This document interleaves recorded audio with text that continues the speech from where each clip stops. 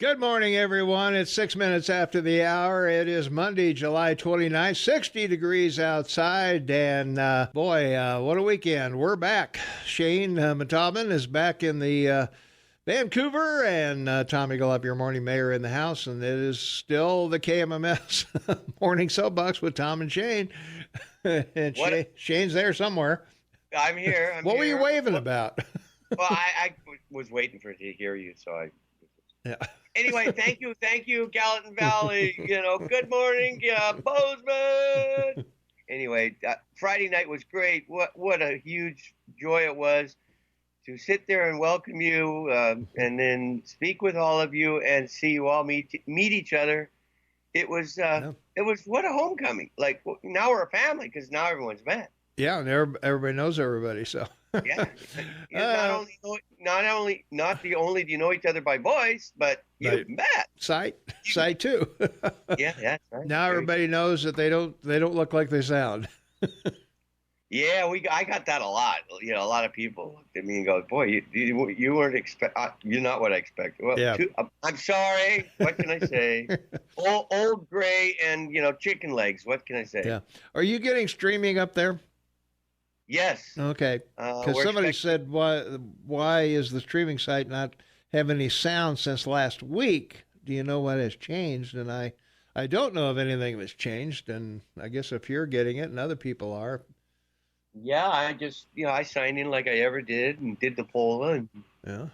All in right. fact, I've got the sound on, but, it's muted right now because we're live. Baby. That's right. We're live, baby. Well, let's see. Gallatin Valley weather, let's take a look. Because it's, I don't know. We got fires in the area, Shane, so I don't know if you're aware of that. But, yeah, we've got a couple small fires that are starting, so fire season is underway. 20% chance of showers and thunderstorms after 4 p.m., and it'll be sunny with a high near 84, so a pretty nice day. And this evening, we got a chance of showers and thunderstorms before 10, then a chance between 10 and 1, mostly cloudy, then becoming clear.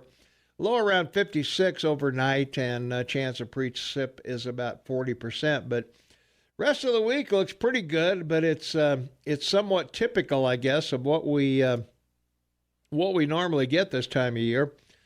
For example, tomorrow we're going to have a high of 85, low of 54, mostly sunny. Rain early, rain late, and then on Wednesday, 87 will be the high, 58 the overnight low. It'll be mostly sunny all day. A little rain possible in the evening hours on your commute home, and maybe a little later in the night. 86 on Thursday, partly cloudy. And the rain does move in the evening, late evening, and early morning there. And then Friday, 85 will be the high, mostly sunny, only about a 15% chance of rain during the day. And then Saturday for your weekend, 84 degrees and mostly sunny on Sunday, about a 4 or 5% chance of showers here and there. And then on Sunday, 85 and 54 the overnight low, again, mostly sunny. And maybe about a 15% chance of rain in the early evening, 7 to 9, 10, somewhere in there. So temperatures around the area right now, Livingston is 51 and clear. Manhattan is 53. Three Forks 52. Gallatin Gateway is 54. Ennis is 47. Big Sky is 50. And at the airport over in Belgrade, it is 55 degrees and fair. We're right at 60 degrees here. It's pretty warm here in Bozeman, Shane, so we're doing pretty well this morning. So, yeah. Well, it was an amazing Friday. Like, we were there getting set up, and then, we saw the storm coming, and it was blew right through, and the sun came out, dried everything before we started Friday night. Yeah. And it was, or Saturday night, Saturday night. So, it was impressive watching, but not that I hadn't seen it before. It's just been a long time since I'd seen it. But wait 15 minutes and the weather will change in the Gallatin Valley. Definitely it will. That's for sure. From our text line, we had a few text things come in, Shane, regarding our Friday night get-together. Thank you for Tom and Shane, for a wonderful Friday evening. It was perfect. Mayor was there. Thank you very much, Mayor, for being there. And so sorry, Tom and Shane, my friend and I are not able to attend after all. Have fun. That was from Jerry. And let's see. I joke with you a lot, Tom, but I really respect you guys and wish Shane all the best. That's from Steve-O. Tom, please don't go cheap on Shane while he's here. Yeah, right. Or like I said before, I'll buy him dinner. You know, I'm joking, Tom. Shane is such an awesome person, an asset to the show. I know you know. May I recommend the Montana Rib and Chop House in Livingston? Great food at fair prices. More than happy. I have been there. An incredible place. It is nice. Yeah, yeah. We're getting one in Bozeman. We're getting one in Bozeman here before long. And it's old. I mean, it's been there a long time. Oh, it has. Yeah. I remember it. Back in the '80s. Or amazing. Yeah. And also from our text line, 478-8298. Damn, Shane's single? Really? And I'm stuck in Billings tonight? Well, bless your heart. That may be the woman of your choice. I don't know. You may have missed a golden opportunity there. That's right. Yeah. Spies and socialists like everything free will be there. Spies and socialists. Well, they were. That's one reason we didn't announce the prizes before the event. We gave away a couple $100 worth of prizes. I think 10% of the people left with at least $20. So that was pretty good. So we gave away some MasterCard gift cards, and we gave away a couple dinners at the Grand Tree and some other stuff. So it was fun. Yes, a night out at the Grand Tree in the bar. Great. It was a great bar deal, but not big enough to buy around for everybody. Too bad. That's so sad. So sad. We couldn't do that. Yeah, I was pretty angst by the end. I was getting pretty emotional because it was just incredible listening to all these people talking to each other. Yeah. Like in the moment, being there. It was cool. Yeah. And the colonel was there, and good morning. Yeah. He was terrific. Yep. Colonel Klink was there. Pete was there. Mayor was there. Polish Princess was there. It was her birthday. It was her birthday. Yeah. Dan, our announcer, was there, and we had a fine time with all these folks, and we were blown away by the number of people. I mean, it was they had to make the room bigger. They had to bring in more tables, and we were just. I mean, I thought maybe 10, 15 people might show up. Maybe I don't know. But yeah. Well, we knew we were going to get more than that from the RSVPs. But I thought, well, some people might just say, oh yeah, we RSVP'd, but I don't know, we're tired. It's Friday, we worked all week, we're not going, and But it was amazing how many great folks showed up. It was great meeting all of the folks there, and boy, it was a great night, and of course everybody got to see you. Well, I don't know about that, but I just want everybody to know how optimistic Tom was. When we went to Staples, because we went to a store to get the cards, and then we went to name Staples, tags and stuff. Yeah, name tags. And so he reaches down and he grabs this giant roll of raffle tickets, and I look at it, 2,000 raffle tickets, folks. So Tom was really optimistic. I was optimistic. Yeah, I thought we better get the 2,000 roll of raffle tickets for the folks that are going to show up tonight. So, but we did. We had a raffle, and a lot of folks won some great stuff, and we were more than happy to provide that for you. And it was great.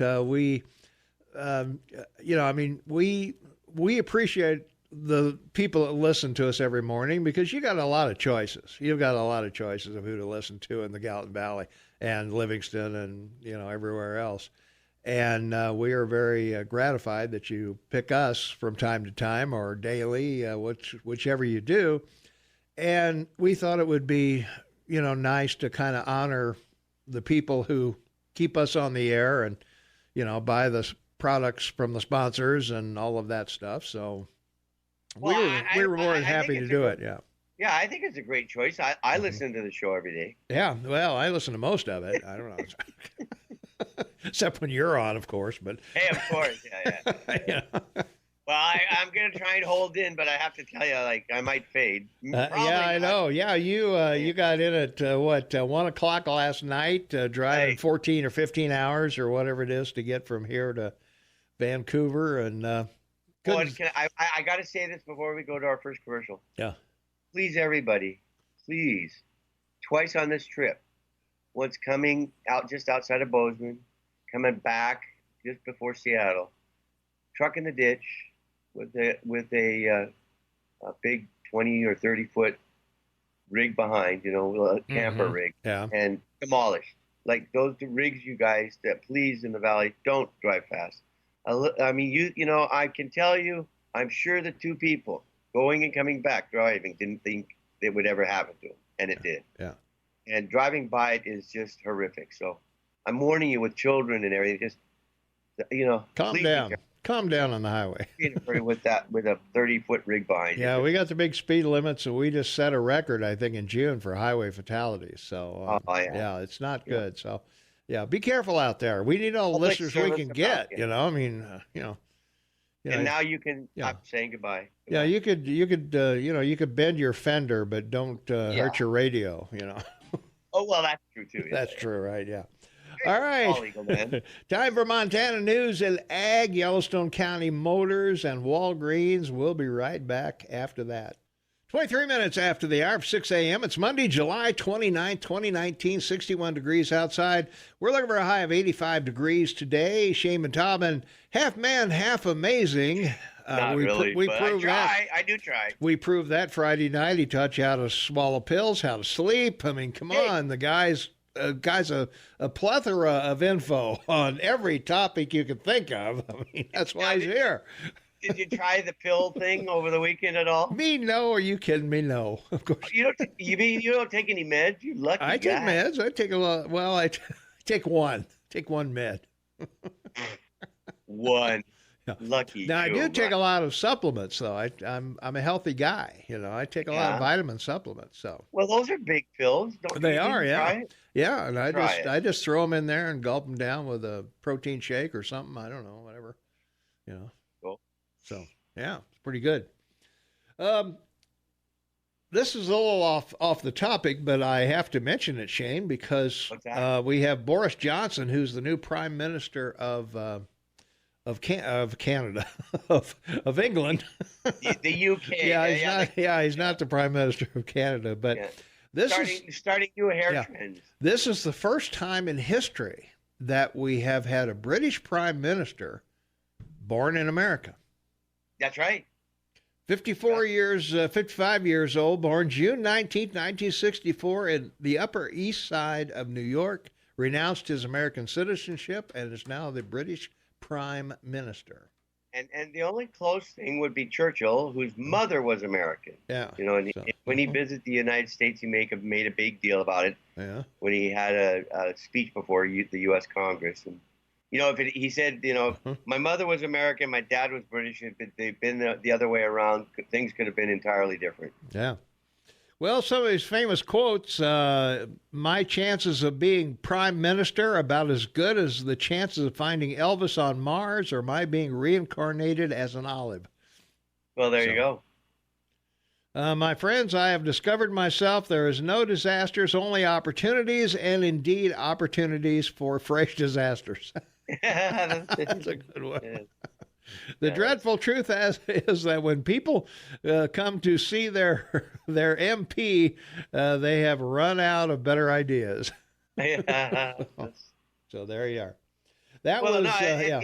Historically, that sounds like so many other, not only unpredictable prime ministers of England, but great prime ministers, right? Well, sure. Yeah, they had a flair for the quote, Well, we don't have much time for this day in history. Coming up at 7 o'clock, Maria Sascha Khan is going to join us along with her brother. She's been on the show before, and she is from Montana and is a world-class ballerina. Really interesting story, really interesting family. And I think Mom is going to come along as well. So we're going to be talking to them. And then since Shane was here Friday, we wanted to get a full 3 hours in with him. Jennifer Bordy is going to be on this morning at 8. So we'll talk to her. We had a tremendous Supreme Court decision that Jennifer will probably talk about, Shane, over the weekend. The wall is a go, according to the Supreme Court. You and I called it, baby. We did call it, baby. Gold. Yeah, we called it. We did. A year before anyone else, as a matter of fact. That's for sure. Army Corps of Engineers, get her done. Mm-hmm. Let us try. Remember, that's their motto. Let us try. Yeah. Well, that's our motto. That's right. Let us try. And he's the executive, so he can spend his money that Congress has given him any way he want to. That's true. Well, we had somebody on my Facebook page, one of my liberal friends said, well, imagine how many bridges that would fix. Well, money's appropriated by Congress, and this was appropriated to the Defense Department, not the highway bill. So yeah, and need I remind you, the $850 billion that Obama got in 2009, 2010 for infrastructure, and there weren't enough shovel-ready projects. So he dumped, as I've told everyone, he dumped that money, $800 billion, into all the departments in the country. And they've been flush for 10 years with cash. They threw it in the general fund. That's basically it, buddy. Black hole of government. That's true. Well, we have it. You have it. Everything. That's one thing in common we have is the black hole. Right? That's right. Well, a couple things from our this day in history. Vincent van Gogh died of a self-inflicted gunshot wound in Avers, France at the age of 37. Now, there's nothing reported as to whether he shot through the ear he cut off or whether it was the other ear that he shot himself through, but I don't know. Well, no, he cut his ear off because of it. But I'm just glad that we only have, even if we just talk about him real quick, he was a post-impressionist painter, which meant that the Impressionists changed. There was a renaissance of art in Europe from 1850 to 75, not only in painting and art, but in music. That's when the whole concept of the opera was created. And it was in Paris with all these guys and Monet and all the guys that wrote opera. And they'd sit in cafes and literally they would drink espresso all day long and smoke cigarettes and then go and create. But this guy, in 10 years, 2,100 artworks, of which 816 were 8 oil paintings, and basically died bankrupt, was depressed and everything. And got to go. So away we are. You do have to go. 1957, Jack Paar on the debuted on the Tonight Show. 1958, Eisenhower signed NASA. And 1981, Charles married Lady Di. And I don't know. That's all, I guess. Close enough. All right. All right, we'll be back. Maria Sascha Khan will be in here at 7 o'clock. World-class ballerina from Montana. And her brother will be along with us, Nicholas, and Jennifer Bordy at 8. We'll be right back.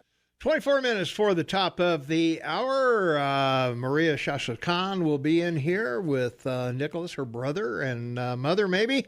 And what a success story they are, from a little town in Montana, a little farm town, or a little farm, living on a farm, I should say. Yeah. And becomes world-class in ballet, and she's a very interesting gal. So, and her brother, too. I haven't met the brother yet, but amazing that two siblings in one family can achieve that level of sophistication, and they go all over the world and do all this stuff. So it's well, I hope you talk to both of them about the physical side of it. We do. Yeah. No, I talked to her. Yeah.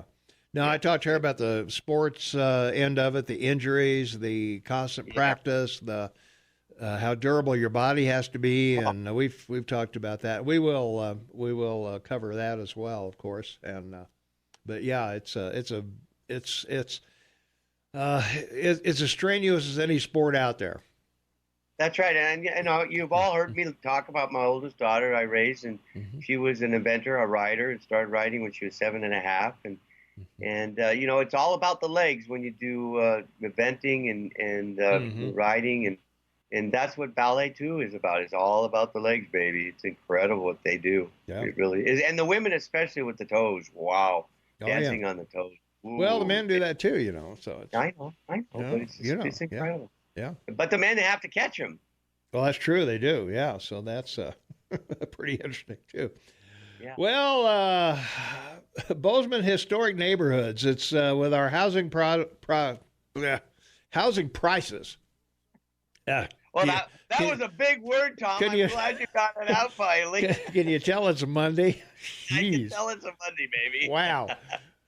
With that was great. with housing prices, fixing up or maintaining historic properties in Bozeman, we have like most cities, we have a historic district, and Bozeman takes a measure to beef up its historic preservation efforts. Studies show maintaining and buying historic homes will be costly, and high housing prices will make it more difficult to affordably restore homes, and that is absolutely true as far as we can tell. In April, the city commissioners we should talk to Krause about this. Put this on the Krause list for tomorrow. That city commission voted to keep historic district boundaries largely the same, approving a plan to update preservation efforts and its historic guidelines called the Neighborhood Conservation Overlay District. And the plan includes boosting the city volunteer historic board's oversight and training, getting plans for larger projects to neighbors earlier, and creating a program to designate historic spots in town. So, as the city considers historic preservation, data shows that the demand for housing in historic districts will most likely increase as the city grows. So, well, the Baxter family was back from Missouri. The Baxter family, the Baxter Hotel. They were back from Missouri for the Saturday night parlay at my sister's 70th birthday. It was really terrific, Getting to meet some of the people in the valley, Troy, the founder of Yahoo was there. Mm-hmm. It was pretty cool. A lot of cool people I met there. Just terrific people. All you people in the Gallatin Valley are phenomenal. So you got all their phone numbers so they can be future guests, right? Yeah, of course, Tom. Okay. Why wouldn't I? Yeah. Of course. Why not? Yeah.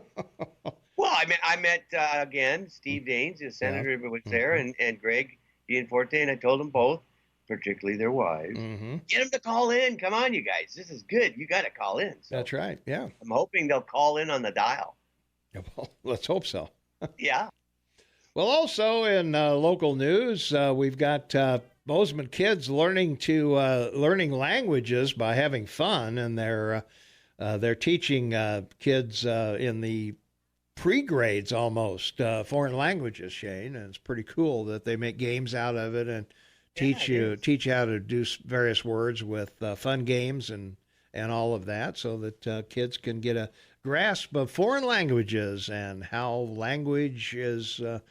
Language is our communication. If you can't speak to one another, you can't communicate, and then there's that's why we have a lot of problems in the world. We can't communicate. Story. People love like little anecdotes. Here's one. So, the English is now the pronounced language of the world because of air travel. Because you have to be able to speak English to travel. That's your principle. That's the only major language. That's the only language for air travel. Anyway, having said that, up until the 1980s, there was an institute in France, Paris, that tried to keep up with the English language to create French words equivalent to English. But the problem they had was science and medicine. They couldn't keep up, baby. There's just too many, English science words and, dialect. It's a whole dialect, medicine and science. Wow. Yeah. Well, you got to have a common language for things like that. So. Yeah, exactly. That's there you where go. we went. All right, we got to take another quick break. We'll be back in 2 minutes. 16 minutes for the top of the hour. It is Monday, July 29, 2019, 59 degrees outside. Maria Sascha Khan will be in here with her brother Nicholas at 7 o'clock. Jennifer Bordy will join us at 8, and be interesting to see what's up with those folks. I believe this text, Shane, from our text line, 478-8298, I think it's talking about your sister. She's my favorite Trumpster. Met while I was working Salvation Army thrift. Guess she sprayed skunk odor on her yard signs to ward off vandals. It got everywhere. She acquired a bunch of signs, stickers to pass out. What an inspiration, and that was from Wendy. So there you are. Well, there you go. Yeah. President of the United States, USA, a very unstable man, from our text line. Of course, yeah. Well, if he's unstable, he sure has got a lot done. Yeah, So, exactly. Yeah. I hope he doesn't start taking meds. Yeah, there you go, buddy. Yeah. That's right. Keep him unstable as long as we can. So let's work on that because just got money for the wall over the weekend. Supreme Court said no, you can't keep it from putting up the wall. So Congress is out of it now, and so is everybody else. So boom, go get it, Well, baby. it's not just this decision, but it's the precedent now sets. It's clear that the executive branch can spend the money that Congress provides it however they want. Yeah. So, there may be more interesting things now coming that he'll be able to do because he can't get Congress to do it. Like fund the new trade agreement with Mexico and Canada. We've talked about this. The House of Representatives doesn't approve treaties. The Senate does. But if there's funding needed or required for a treaty, then the House has to, provide the funding. Has to provide the money. Yeah, all money bills start right. in the House. So That's right. that's where we are.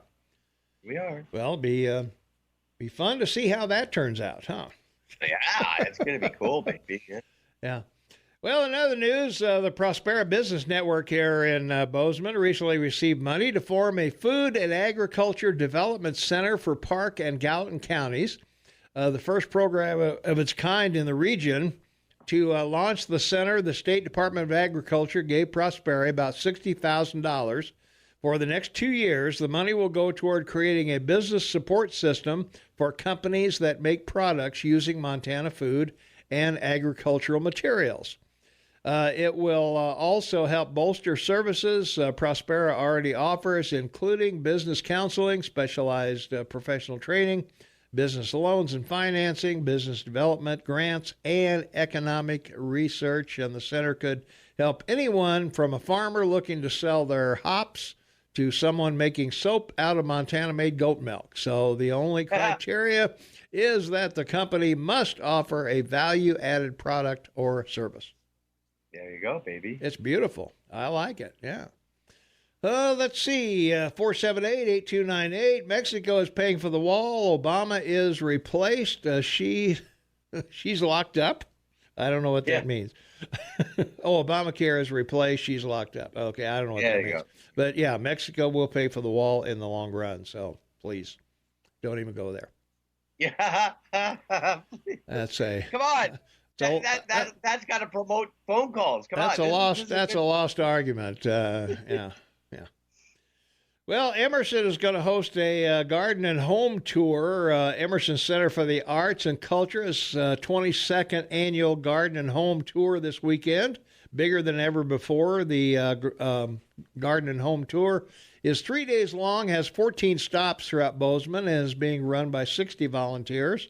So get over there and check it out. The tour is self-guided except for at the Bozeman Public Library and Cashman's Nursery, where people can take the walking tour with an expert on the grounds. Tickets are required for the event, and all the proceeds go toward funding the Emerson's free programs like Lunch on the Lawn and its art exhibits. So tickets are available through noon on Sunday at Cashman's Nursery, Ace Hardware, and Kenyon Noble. So gardens are selected to be part of the tour by a committee, and it makes everything fun for folks, and the people who show their gardens on the tour are also volunteers and are not compensated. However, people can vote for which garden they think is the best. So this is important to me because they're not compensated either. Yeah. So everybody get out there and support your local gardeners because there's lots of time in those beautiful gardens you pass by when you drive around the beautiful city of Bozeman, which Tom gave me a tour of. That's right. While I was there. We went on a tour of Bozeman again. We did, yeah. Wow. A lot of college memories there, Tom. Yeah. For me, anyway. From our text line, Mexico will pay for the wall and Trump has a bridge to sell you? Okay, well, maybe. I don't know. I could use a bridge, actually. Love it how the left thinks the president that gets something done is unstable. Another reminder to the lib texters, Trump won Montana by 20 percentage points. Okay. There you go. That's how it works. Indeed. Let's see, other news. The Bozeman School District will deliver health insurance to its hundreds of employees in the coming school year without charging any increase in monthly costs. So that'll be kind of nice for them. We're proposing 0% increase on the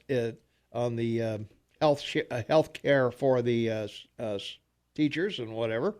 School. This is one of those huge unfunded liabilities we talk about, right? Yeah. Yeah.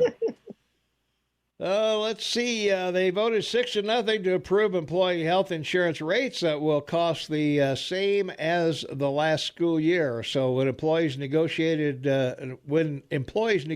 new union contracts, they often complain that the pay raises they win are wiped out by increase in health insurance costs. So, but that won't happen this year. So what's the secret to zero rate increases? One factor is that the school district is self-insured.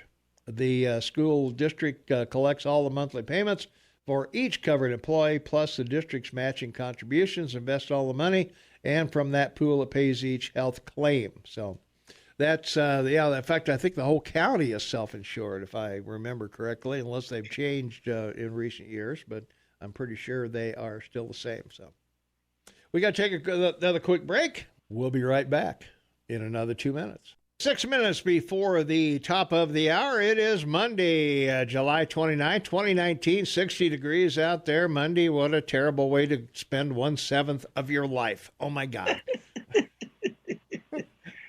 Not too bad, baby. Not as bad as Tuesday, but almost as bad. Yeah, right. I know. Your favorite day of the week. My favorite day of the week is Tuesday, right? So, oh, geez. Well, over in Livingston, what's going on over in Livingston?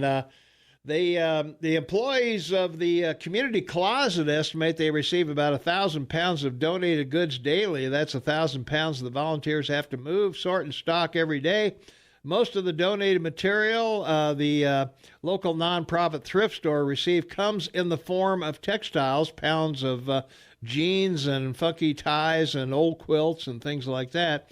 Occasionally, employees have to deal with hazards other than weight. It's not uncommon for the store to receive kitchen knives, sharp fishing equipment, or household chemicals. So according to the folks over there, they've also received firearms, and on one occasion they got a grenade. So, you can't. I don't know. When I think of I want to get a grenade, a thrift store just pops into my mind as the first place I'm going to look. So. Well, I have to tell you 2 things I noticed driving. 3 things actually driving through Montana to Bozeman. Yeah. First of all, what's with all these highway closures? We got to talk to Jeff Krause about that, or somebody, because it was really bizarre. But you mean construction? Oh, yeah, right. Yeah. Well, no, but I mean miles and miles of sharing a lane and closed for construction, but nothing happening. Something's going on political, baby. Anyway, your governor doesn't want to spend money on highways, I think. Anyway, so the second thing was all the haystack. I mean, the hay that grows. I mean, the storage. And then the third was storage facilities. Oh, yeah. I couldn't believe the storage facilities. So it's great that people, when we talk about need and want, it's great. It's because if you put something in a storage thing, clearly you don't want it or need it. Well, I would. That would be my guess. Yeah, it would be my guess too. I was amazed. Guess I don't need it. So, but anyway, donations can sometimes contain broken glass, mice droppings, and recalled consumer products, all of which are promptly discarded. Of course, I guess so. So yeah, it's pretty nasty out there. So, and so they've instituted a sweeping safety action plan from the spring-assisted bins that prevent employees from having to stoop over too far to the way knives are displayed. Safety has been prioritized in every facet of the business over there. So we hope the community closet, you'll get over there and check that place out and get your knives and grenades that you need, for self-protection and whatever. I guess they have a nice grenade display there. They got World War I grenades, World War II, Korea, Vietnam, let's, so yeah, you can just pick and choose. Civil War, probably. I don't know. They have hand grenades in the Civil War? I don't think so. Actually, they did. Did they? Yeah, Did they? Yes, Well, they you did. would know. Yeah. So, well, how good is that? How good is that? Yeah, they weren't very specific as we've gotten them to be, but they were basically handheld pieces of wood filled with gunpowder, right? And Well, nails and stuff, and Mm-hmm. they heaved them, baby. Heaved them over Trench there, huh? warfare. Civil War was a lot of trench warfare. Well, that's true. Yeah. So.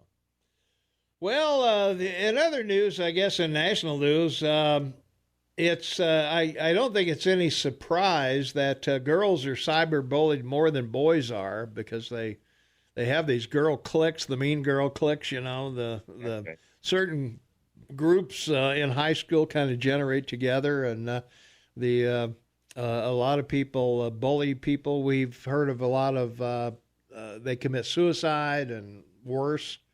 Well, I don't know if they're any worse than that, but Well, anyway. the amazing thing is, you and I both went through this growing up as baby yeah. boomers. Right? Sure. We just didn't have the internet to vent it or make it worse. Well, But, that's true. I was bullied when I was in junior high, and it wasn't fun. I mean, I wasn't big. When I graduated at 18, I was 5'8", so like I wasn't like you. I wasn't some tower that I could block for everybody. I mean, God. Yeah, I was gonna say I was 6 foot at 12. You're the guy like me. You're the guy that I look for to stand behind. That's right. Yeah. Keep me away from all the bullies. Yeah. That's it. That's it. Yeah. Gravitate toward me, and I'll take care of you. That's right. All right. That's going to wrap it up for us here. The music is going to start right now. And all right. Maria's Sascha Khan is going to be in here. Nicholas Mackay, her brother, and they are world-class ballerina. And I want to find out how they went from Montana to the Russian Bolshoi and all of that, and what that journey was like, and how do you even get interested in this in Montana?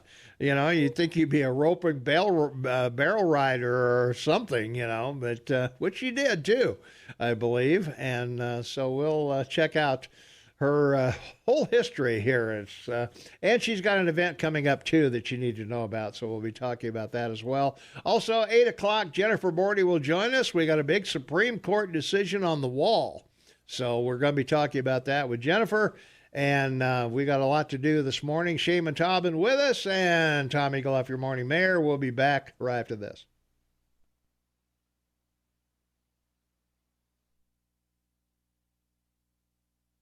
Back, everyone. It is 6 minutes after the hour of 7 o'clock. I'd like to welcome the whole Mackay family, I guess, huh? Everybody's here. We've got everybody here. Maria, Sascha Khan. I always mess the middle name up, but that's all right.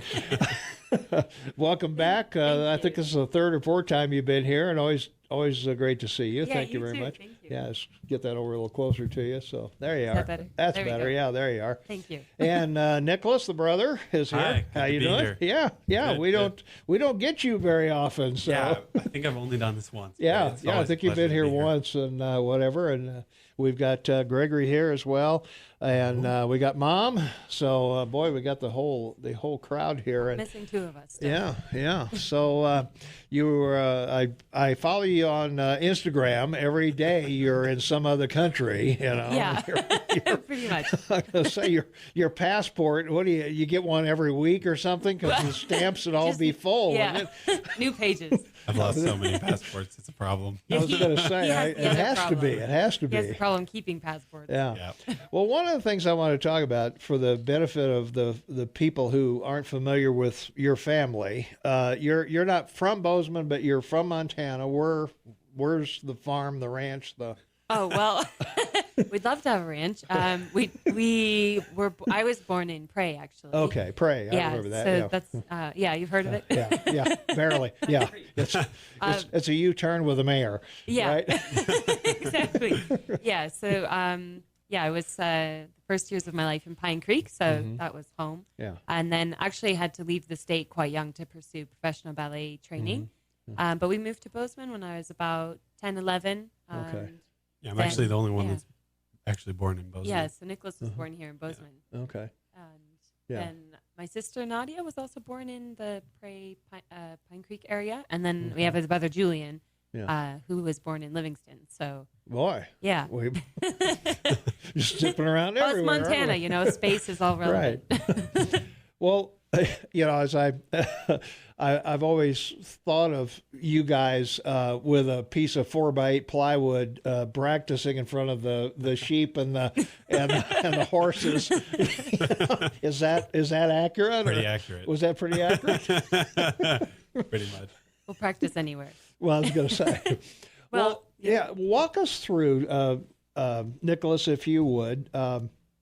How do you get this fascination, which I assume from your sister. You see her and think, hey, I want to do this too. Yeah. I actually remember the specific moment. It was when I was actually in London with my sister, and we went to see the Mikhailsky Theater, which is the theater that my brother actually works at now, from St. Petersburg, and they were touring in London. And I got to see kind of this first really like powerful ballet performance, and it was the ballet Spartacus. And the movie Spartacus with Kirk Douglas was like one of my favorite movies like ever. So when I saw the ballet, I was like, oh wow, like, you can do this. You can do this as a profession. Like this is what you can do.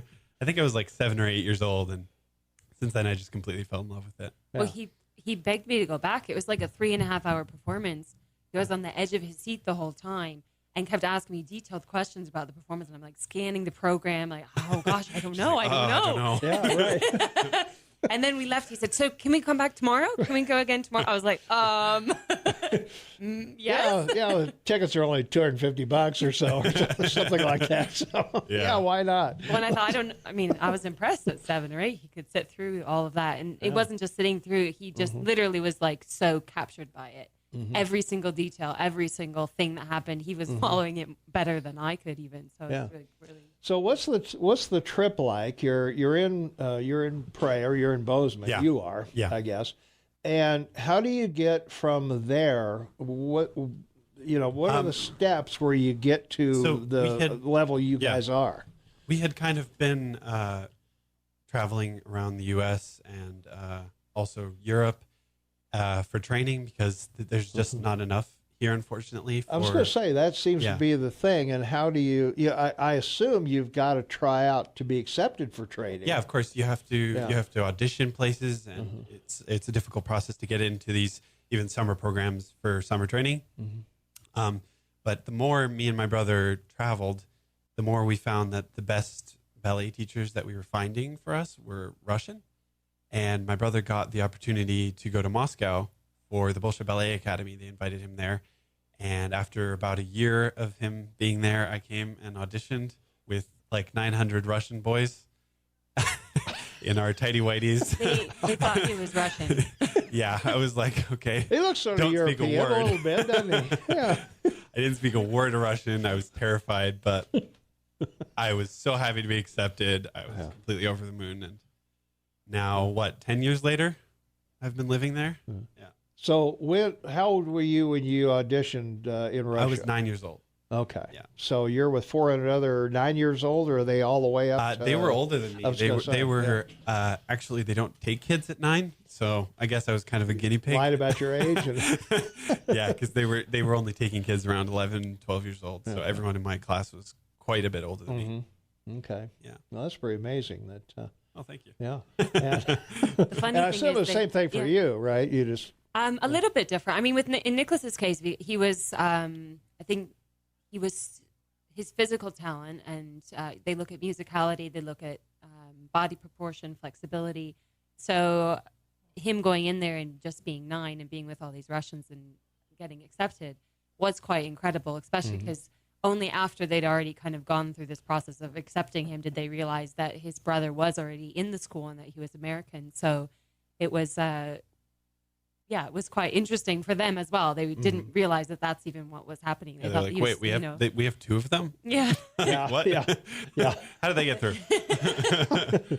Was there is there resentment of Americans coming in, and when this is a good I mean, this question. is kind of their, it's like Americans coming over and win soccer, and Yeah, actually, I get that kind of a question a lot, and the only answer I have for it is like, really, there's so many similarities between Russians and Americans that like we don't see because of politics or whatever. But when I came there and I was 9 years old, I immediately made friends with this young Russian kid who was so fascinated with the U.S. and he just loved it. They knew more about American pop culture than I did. Yeah. Like they loved the movies, the everything, music and the whole everything. Yeah. It's all just, and of course, I was so fascinated with their culture because they have, thousands of years of history.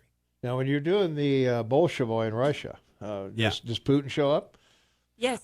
Yeah, he's actually been at my brother's performances.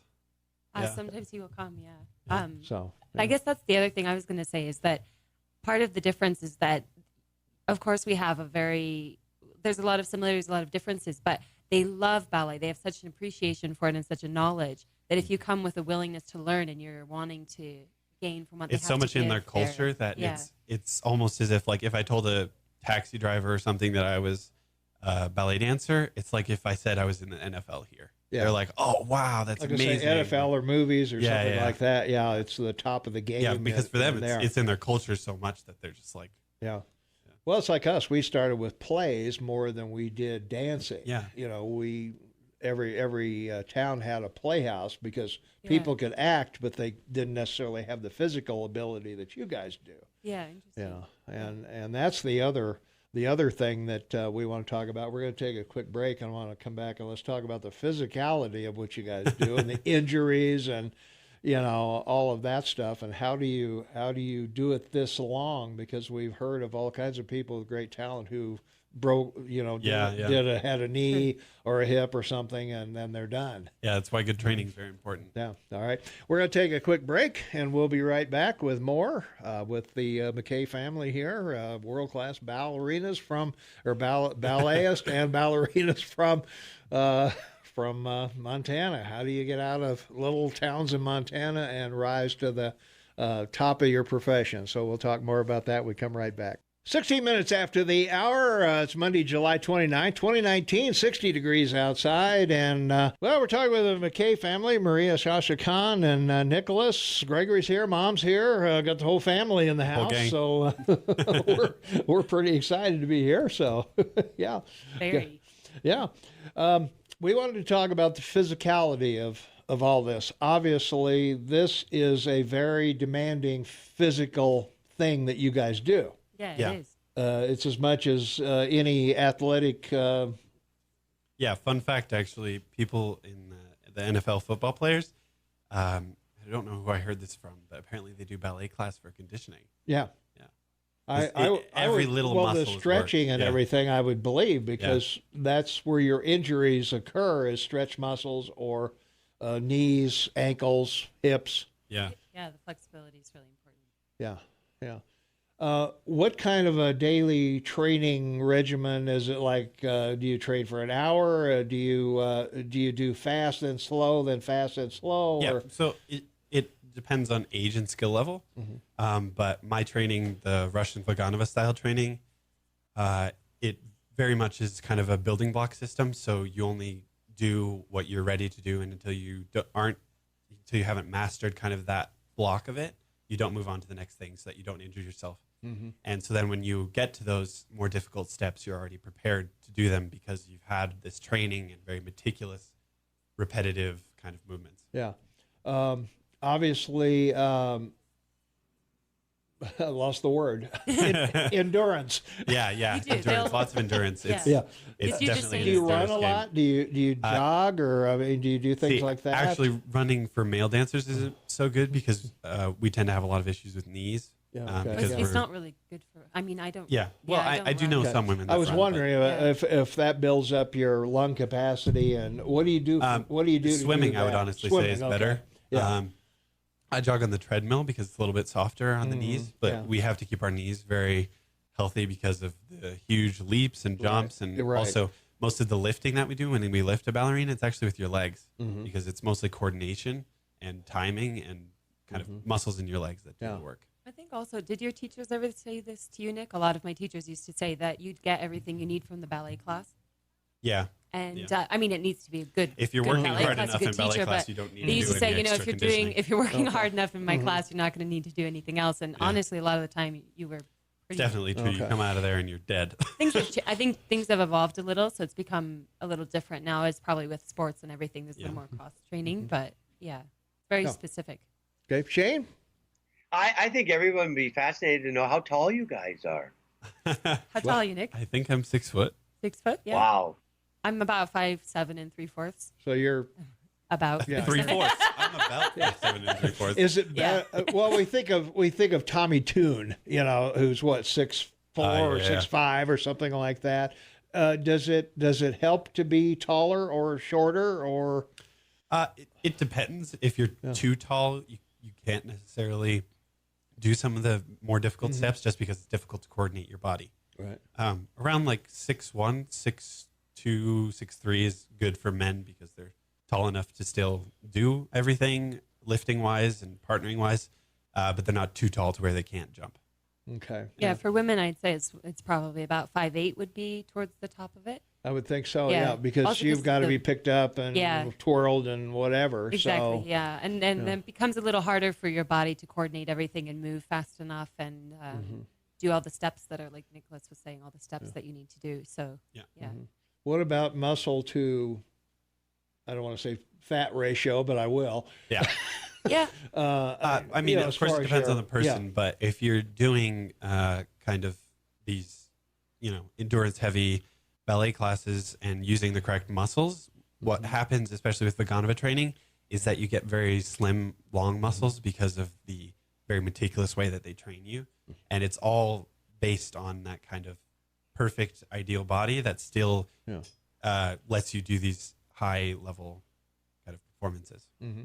What about diet? Because obviously, if you're training all day, you're doing. Michael Phelps was like 12,000 calories a day because he was I know, crazy. Wow. And he's going to we don't eat that many calories. He's going to be a lardy when he quits because he's used to I still got to eat 12,000 calories. 14 cheeseburgers. Yeah. Thank you very much. I mean, I remember when I first went away to boarding school, a lot of the boys obviously would have quite a good meal because they're putting a lot of energy out. For girls, it's a little different. Like, you just want to make sure you're building the long, lean muscle. Right. And whatever you're eating should just be fueling. Are you like maybe a gymnast diet? Would that I don't be know comparable? what gymnasts Well, eat. I guess that would be true, but I mean, a lot of what you do would be similar to what a gymnast might do physically. Maybe. I mean, I mean, the requirements are probably similar calorie-wise and stuff. Being able to flip and move and all those things. The other thing is that you're so active the whole day, kind of from morning till night, because there's you have to put in quite a lot of hours each day. So I always find that a lot of the time you just, honestly, it's more of an issue of like, do you have enough time to even Well, I was going to say, you may not have time to sit down and eat. So you just don't feel good when you're dancing on a full stomach. Well, although I definitely would say that the whole like apple a day for ballerinas thing is definitely a myth. Like, I've seen ballerinas eating like 3 plates of food and still staying like pencil skinny, thin. skinny. So I mean, it definitely depends on the person in your training. Well, it's metabolism too. That, and it's genes and the training, and and all of those things. Because you have a certain aptitude, for this. Obviously, coordination, balance, all of that is critical to what you guys do. And yeah, definitely, it's very important. I have a real quick question for the ballerina. How many spins on your toes can you do? Because I think people will be fascinated to know. And for you, Gregory, how many steps to a leap and how big of a leap is it? It's Nicholas. I'm sorry, Nicholas. Yeah. How many steps to a leap and how long of a leap is it? Well, that depends. I know. But I think people are fascinated. Let's see. This room is about 14. Get in the corner and show. Well, one of the cool things about Russian training specifically is that they teach this thing that's called ballon, which basically means that it's kind of this trampoline effect that happens in your muscles. So when you speak of people like you probably hear about Rudolf Nureyev or these famous dancers, when they jump, they have a second in the air where they don't move and they just stay as if like they got stuck in the air. That's very meticulous training to make that happen. Yeah. And to answer the most simplest ways, you sort of jump and freeze. Then. Yeah. So you take 2 steps usually, and it's preparation, and then you slide your foot. You don't get a big running jump. Yeah, you don't. Big you don't run get a preparation. Big, you don't get a big head start. You're not, yeah. But Nicholas, why I don't wish you though. say, I wish I could just full sprint on stage into it. Yeah. Why don't you tell it? Because I know you have to go to the airport soon. Oh yeah. Why don't you say about your? Nicholas is also a very talented photographer. He's done a lot of ballet photography, but a lot of just amazing, very artistic projects. Yeah, it's been interesting because I've kind of just latched onto this idea of movement, and I was wondering how to capture it when I was dancing, and I was capturing it at first through my own dance, and then I came across photography, which has completely changed my life and kind of how I dance and how I view the world in pictures, kind of. Mm-hmm. And it's been really interesting to kind of showcase, especially for me, male dancers, because in the world you don't usually see a strong, powerful male dancer. And I've been showcasing a lot of my friends and colleagues and amazing dancers through my photography. What's your website, Nick? It's www.nicholasmackay.com. NicholasMackay.com. Yeah. Easy to remember and easy to get to. So at 16, he was already hired for a pretty big professional job, and since then it's just kind of taken off. Yeah. So it's pretty exciting. Yeah. Well, it's amazing. The whole family, has reached pretty much the top of your game. Thank you. Well, I mean, you have. I mean, you don't need to apologize for it. It's a lot of work, and it is. It's tremendous work, and the competition has to be. It's definitely a lot of work. That's the one thing I would say, because a lot of people who maybe don't know would assume that it's luck or fortunate circumstances, but it's definitely, when you're at this level in something that's so physical and so demanding and so much competition, it's because of hard work. There's no other way around it. Yeah. I was going to say, you're the equivalent of NBA or NFL or soccer or definitely. Whatever. Wish we had a cool acronym. You can come up with it, Nick. You're the ballet bullets. That's what you are. Well, we need to talk about, you got an upcoming event sponsored by the Yellowstone International Arts Festival. And we've that's sponsored by Sage Lodge and all of that. So we want to make sure that we talk about that a little bit if we can. Nicholas got to go, and Gregory's Hi, everyone. Thank you. All right. Thanks, Nicholas. All right. Sascha and Mom are going to stay. So yes, we are. We're going to talk about some exciting stuff. Just plug it into number 2 there. And there we go. Now you can hear. Huh? I can hear. Good morning. Good morning. Mom's here, and we want to talk about this. We've got a bunch of events coming up. We've got the Fairy Tea for the Arts. That is going to be.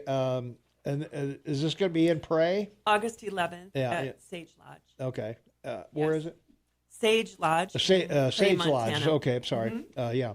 August 11th, Sunday, 2 to 4, and tickets are available at Yellowstone International Arts Festival.org, YellowstoneInternationalArtsFestival.org.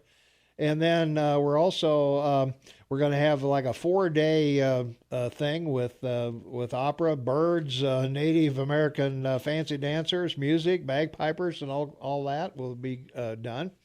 April 8th is free, 1 p.m. at the Raptor Center. August 8th, sorry. August 8th, Thursday.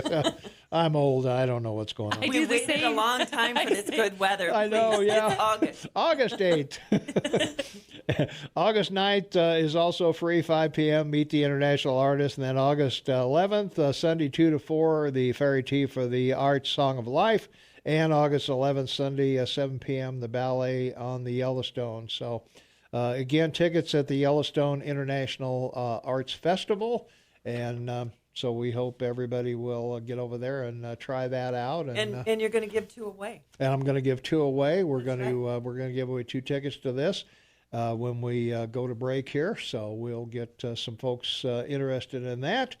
And you guys want to hang around a little bit, or can Yeah. you, or you want to? Yes, Okay, yeah. yes. All right, good. We look Well, forward to talking about this. Yeah, all right. We'll talk a little more about what's going to happen at these events and Great. what's going to go on, and we'll be back with Maria Sascha Khan and her lovely mother right after this. So stay tuned, and we'll continue with more right after this. All right, it is 25 minutes before the top of the hour. It's Monday, July 29th, 2019, 64 degrees outside. Shane Montalban on the line with me, my co-host from Canada, half man, half amazing in the Witness Protection Program, and Tom Eaglehoff, your morning mayor in the house. And it is the KMMS Morning Soapbox with Tom and Shane, and we have Mom, Teresa, with us as well. Thank you. How you doing? It's great to be here this morning. Yeah.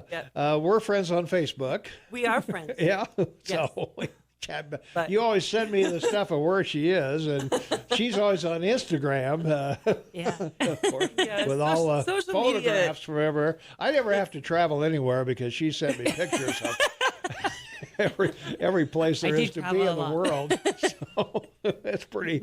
I was thinking I fun. should write down this year where I've been. Yeah. I think I myself would be shocked. I would Probably, think so, yes. because every time, I'm Constant. in Malaysia, I'm in Indonesia, I'm in London, Is it I'm Hong in Kong or- Hong yeah. Kong, or wherever. I gotta say, your passport's worn out, probably. Yeah. Yeah. There's been a lot of them, but Nicholas wins in that category. Oh yeah, he He's travels lost so more. many passports. Oh, yeah? Yeah, Oh. and he's always in some strange foreign country when he loses them. So Of course. So, It's, so he it's a can't get big out. So he thing. can't No. get out, huh? And usually the visa he needs to go somewhere else is like in that passport. Yes, and you're like, it's- okay. It's been quite complicated. Yeah. So, Well, I wanted to go back a little bit because, as we talked about, how old were you when you first went to the first training, let's say, or first class or whatever? When I Out first of started, state, out of state, out I of would state, say, yeah. yeah. So when I first went out of state, I was 14, and I had gone away for summer programs. So when I was 11, I well, already no, started getting accepted. You were 12 and you went to the Well, when I was- San Francisco. Okay, you're ballet right. They school accepted me when I was in 11. the summer. Okay. 11 or 12. So obviously you don't put a 12-year-old on a plane and send them off by themselves. So, Mom, you got to go along, right? For the summer program, she came to drop me off, but then I stayed with a host family. Okay. So Yeah, you and you had somebody that you felt comfortable leaving Yes, her with. a family so, actually, Okay. because they wouldn't let you in the dorms till you were 14, and they actually wanted her to come at 12. Mm-hmm. And that's where I was going to say, along the way, I wasn't real educated in ballet and what the requirements were Mm-hmm. or the expectations. But what happens, when you have a talented child is they teach you. Mm-hmm. So even the fact that she had a scholarship and was invited to the San Francisco Ballet School at 12 when you were really supposed to be 14, like that tells the parent, okay, she has some talent that Mm-hmm. professionals are acknowledging. So she had a great time that summer. I think loved we it. I went back 3 again. years in a row. Oh, 3 years. I yeah. loved it, yeah, because it was also my first time being immersed in any kind of professional ballet atmosphere because the school was in the same building as the professional company. And, my best friend at the summer program, her sister happened to be in the company. And it was this whole new world of like seeing what it was like on an everyday basis of these dancers going in for company class, rehearsals.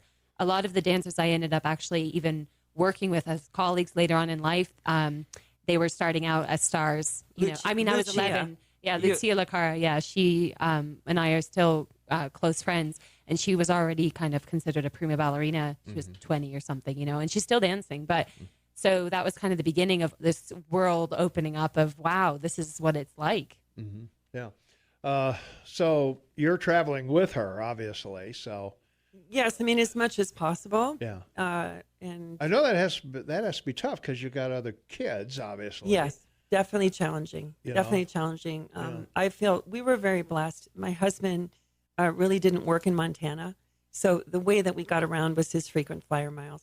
And Okay. he's a million miler because he worked for a company that booked him all over the U.S. Okay. And so that was a major that's thing. something that because- everybody always wonders: how do you pay for all this? They do. Yeah. all Yeah. this stuff, Well, and it it the can't be issue cheap, is obviously. there's not a lot of support just for the arts in general in the United States. It's very different when you go and see the European schools. They're government funded. The Russian schools, they're government funded. And so, there's just a lot more support. And so it's always a struggle. It is a struggle. And a lot of time what I found, because I am the founder, I'm the executive director of Youth Arts in Action, is that people will give scholarships, but they have a lot of restrictions on it. So when we first started 14 years ago, ours was open. You could buy an airline ticket with it, for instance. You could buy point shoes with it or dance wear. And we did that on purpose because it was really restricted to get a scholarship that only went to the program, you know, like to the Royal Ballet School, because you still needed to get there and have the point shoes, or there was no point going. You know, you couldn't go. Yeah, you got to have all the necessary stuff to be there. So So it was born out of frustration, my starting the organization, you know, of really realizing when you have a child that is invited to these places, you start to gradually realize, okay, they obviously have the talent because professionals are choosing them when they only choose a handful of children. And I think also the educational aspect, because I know a lot of it as well was even just understanding, okay, what does that mean when you get that opportunity? How do you even navigate taking advantage of that, or, you know, saying yes to that? What does that entail? You know, and why would you say yes to this as opposed to that? So yes, I've seen like that was another thing, even just as a child, seeing my parent and looking to them for advice and starting to understand, okay, how do you navigate this? And then later on seeing other young, talented students having those same kind of issues. All right. We got to take a quick break, and we'll be right back. We're talking with, of course, Maria Sascha Khan and her mother, Teresa, and we'll be back with more right after this. All right, welcome back. That was a quick, I should have looked closer at my clock. That was a quickie.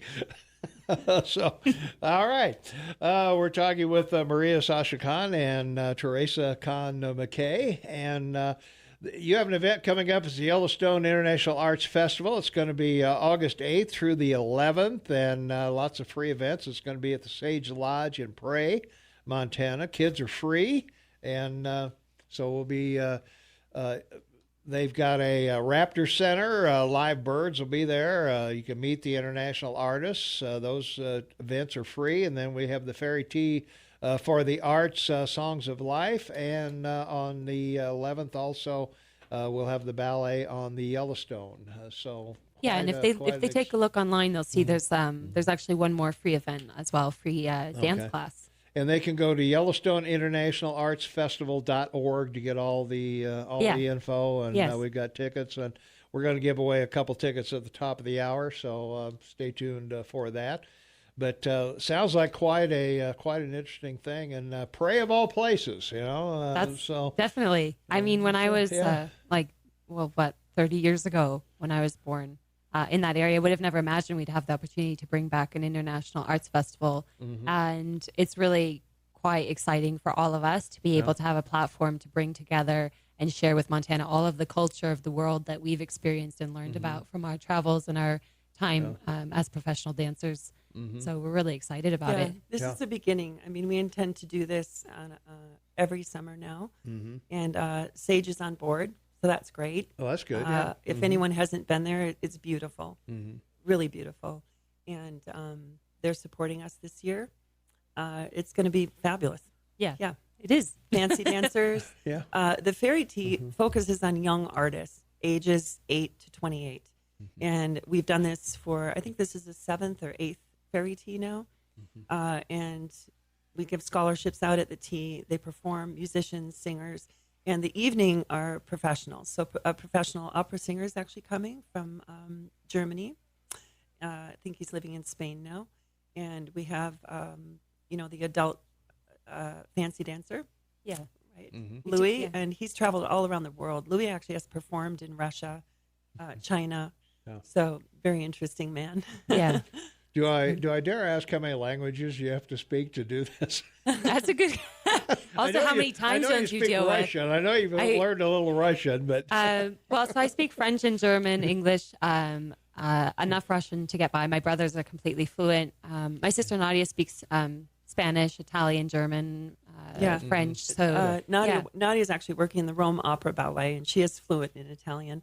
She'll always say she isn't, but she told me that when she was working in Germany, and I came to visit, and she gave very complicated directions to the taxi driver, and I was astonished. I turned around and said, "You told me you didn't speak German." "I don't, Mom. I don't." So probably a perfectionist like most dancers. Languages up very easily. Nicholas learned Russian at 9 years old, and they called me in the school one time, and the Russian teacher apparently didn't even know who he was. And I was quite shook up. My husband's working 2 jobs to pay for this, fancy Bolshoi Academy school in Russia. And I find out my kid doesn't even go to the language class. But then she said, but we don't understand because he's telling jokes to his friends in the hallway like he's fluent. Yeah. And so I go home and, he bursts out crying when I ask him because he said, I didn't want to go and I didn't like the teacher. And I said, but honey, I don't understand. They said that you're fluent. You're telling jokes in Russian to your friends. And he said, Mom, I was here 1 week and I thought to myself, I'm going to have no friends unless I learn Russian. And he learned it really fast from his friendship. Wow. So if you want to learn language, that's it, I think. tell your kids they're going to not have any friends. Hang around with people that speak it. Huh? That's Yeah, it. yeah. Now, do you ever start out in Russia and just go into German and, oh, wait a minute, I'm doing the wrong language? Well, sometimes if I've been speaking one language a lot, then if I change countries, I'll find it, I'll still, and then I'll wait, no, time to change. So, yeah. And I think my sons, Nicholas is 18 now, and he'll be 19 in December. So, he's been immersed in the language almost equally, English and Russian. So it's quite interesting for him, he said, to come back and be speaking English all day long. And it is a transition. Yeah. Yeah. Yeah. On one of my trips, I met a guy who from Taiwan who does Yellowstone as a summer. Oh, great. Comes back and forth and does cool. that. So when he comes in, he can't speak it very well, but he speaks better when he leaves. Yes. Obviously being exposed to it. I think just hearing it. Yeah. Although I'm not good at languages. Yeah. So they did not get it from I me. think you would have been if you'd been. Oh, I immersed don't know in it. about that. Okay. I'm not. I obviously can't even speak English because I call I always April, say I August. can't either. One of them had to go. Right. Yeah. Well, my sons say it's actually easier to read Cyrillic, which is the Russian, because they have a different alphabet, Cyrillic. They said it's easier than English. So. Well, my Taiwan friend said, writing it and reading it's easy, but speaking it was the issue for him. Challenge. That it may be that, I don't know, Russia looks like geometry. Yeah, it does. Once you learn it, it's, obviously, but before that, it looks like hieroglyphics or something. Yeah, it does. Yeah. Got all these squares and circles with a plus on my top. sons say that it sounds exactly how it looks, whereas in English they're saying they feel like there's a lot of hidden, pronunciations that you have to. Well, we got words that spell the same that mean different things, like leave and leave and, whatever. And fortunately, like all the ballet terminologies. Fair Exactly. That's, all of the ballet terminologies in French. And that's quite an important thing because it kind of still has a unified language for the steps that you're giving. So, for example, I run a masterclass program worldwide, actually, called Ballet Legacy Masterclasses. And we're going to be holding it in Montana now as well for the 3rd year. So we have kids coming in from the UK, from Indonesia, from around the States, also from Montana. So that's really exciting. And also these kids are going to be performing as part of the Fairy Tea for the Arts. So we're going to be working with them all week, and they're very talented young individuals. But it's been really amazing to be able to still communicate with them because, of course, dance is movement-based, so they're able to look at what you're doing and follow that, but also because the terminology is in French. So you're able to still physically tell them, okay, this is the combination, this is the set of steps. So, for example, we can hold, a masterclass in Montana with kids from around the world, and you're still able to teach them and give them, what they need. Yes. I mean, even in Russia, the terminology is French. Yeah. So it's interesting. Yeah. Yeah. So it's basically how those cultures overlap each other. Yes. From time to time. So. Yeah. All right. We got to take another short break, and we'll be right back right after this. 8 minutes for the top of the hour. Welcome back, everyone. We're talking with Maria Sascha Khan and Teresa, mom, and world-class ballerina. In fact, you got, 3 kids that are world-class ballerinas? 4. Okay. 4. Wow. Nadia works at the Rome Opera Ballet. Yeah. Julian Mackay is at the Mikhailovsky. He's a first soloist. And Nicholas, he's my baby that's 6 foot now. Yeah, I know. Yeah. And then me. And Maria, we blame her for starting it all. Maria started it. I have all the, if when it goes wrong anyway. Well, what did you think when she wanted to do this? I didn't understand. But it's a great story, actually, because a Russian man that was in the United States, from the Bolshoi, actually, had a job with, I think, the ballet in Denver, which folded. So he was working for the summer here, and he picked her out. Maria was 10 or 11. He thought she was 14. So he was quite harsh with her. Russians are very direct. We actually like that. They're very direct about what you should and shouldn't do and what's good and what's bad. Yeah. It's very clear. Yeah. No gray area. But, she ended up sobbing in the dressing room. Yeah. And he thought she was 14. And I said, she's 10. Yeah. He said, well, I mean, she has the talent. He actually picked her out of a group of children and told me, well, she has the talent. So was this like a dance class or something? Well, he was Russian and traveling, I think, in the meantime, teaching. Yeah. But I mean, how did she end up with a group of other... Teaching. He was teaching her group. Yes. Okay. What led you to go to this class at all? It was one of the few classes that existed. Yeah. Well, I understand that, but I mean, she liked you ballet were right since at she the was beginning. little. So since I was quite young, had you seen it on TV or something like that, or no? I had some movement classes from a really great woman named Judith Younger-Hertz, and so she danced with the Metropolitan Opera Ballet, and she started just like for some really young kids, like more of a movement-based class, and a lot of imagination involved and kind of exploring, like, oh, this is the role of a princess, this kind of stuff. So that was how it sort of sparked that. Yes. But it was Misha Chupakov, and he's actually a quite internationally known teacher now. He travels all over the world, and he's one of the few people that visit us in Russia. So I love you, Misha, because of that. Okay. And, he's Russian, but for me, it was home, coming to visit. And I know people have fear of Russia, actually. It's quite common. Yeah. So I think, I invited family and friends. And my niece came once. I was thrilled. Yeah. But otherwise, honestly, no visitors, which is sad because it's a country that's very similar to the U.S. in many ways. And like I say, their love and their support of culture and the art, the theaters are stunning. The Bolshoi Theater, the Mikhailovsky, European theaters in general have so much support. They have money behind them and, government money and support that they need. So even when you're training as a child, you have that support. So what we're trying to do as an organization is bring that to Montana and, give kids that support. But on the other hand, like Maria teaches classes to anyone. She's taught adult classes. And I mean, a love for the arts and a love for ballet is really all it takes to come like to the Ballet Legacy Master classes. I mean, one feedback I've received, because I was even teaching kids in Laos, they'd never even really seen ballet before. And I was really touched because they said what it gave them was a vision for what they could accomplish in their own lives, regardless of if that was related to ballet or not. And an appreciation of culture, a confidence, and that they really gained so much just from those classes. And I think, like, same as my mom was saying, sometimes people get intimidated by, ballet, it looks so hard, or I'm not going to know what to do. Right. And there's just so much that it can give you, even if you're not going to go the professional route. But when you see these professionals now, when you come to the Ballet on the Yellowstone, that's on August 11th, there is a minimum of 10 years of training to be able to get on stage and perform for classical ballet. So, it starts at a young age. You need parental support. You need teachers that support you. And we're just hoping to facilitate that in Montana and beyond. Yeah, definitely. Yeah. There's a lot of talented kids. We'd love to see more of them. Yeah. So, we have one dancer, Chloe Revillon. She used to dance with the Paris Opera Ballet, and now she dances with the Mariinsky in St. Petersburg. And she's coming. She's going to be dancing with Julian Mackay, my brother, who's first soloist at the Mikhailovsky Theater in St. Petersburg. And Julian will dance with his sister for the first time, Nadia Khan, from the Rome Opera Ballet. La Safide. And before that, we have a bagpiper. It's a Scottish ballet, actually, from the Scottish Highlands. So, and of course, Mackay is Scottish, so we're all into it. I was going to say, you're ready. Come and join us at Sage Lodge. We're going to have a bagpiper mixed with a little ballet with some great music. And, it's, who else do you have? Joshua. Yeah, Joshua is coming Stewart, to sing. Yeah. I know him from when I was dancing in Munich. He was singing with the opera there. And he's American. He's an American man who made his way into the opera in Europe, which is, a very difficult thing to do. Yeah.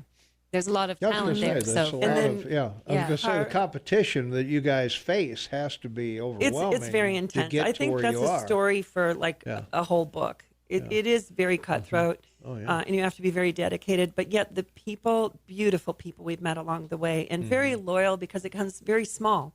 At the top of the career, it's a very small group. So really, any major city you go to, we have friendships, we have people. And also, who's coming from San Francisco Ballet? The principal that is Carlo Italian. Delano. Yeah, he's an Italian principal. Carlo and Delano. He was with the Milan, La La Scala. And then he joined San Francisco a few years ago. So we're going to be performing together. You know, most of these artists are donating the majority of their fee to come to Montana because they're so excited. Wow. And they're excited that we're starting the Yellowstone International Arts Festival for the first year. So we're very grateful, and just come out and support us. If you can't come, you can donate on the website, and we appreciate it. You know, whether it's $5 or $50, we're really grateful. Yeah.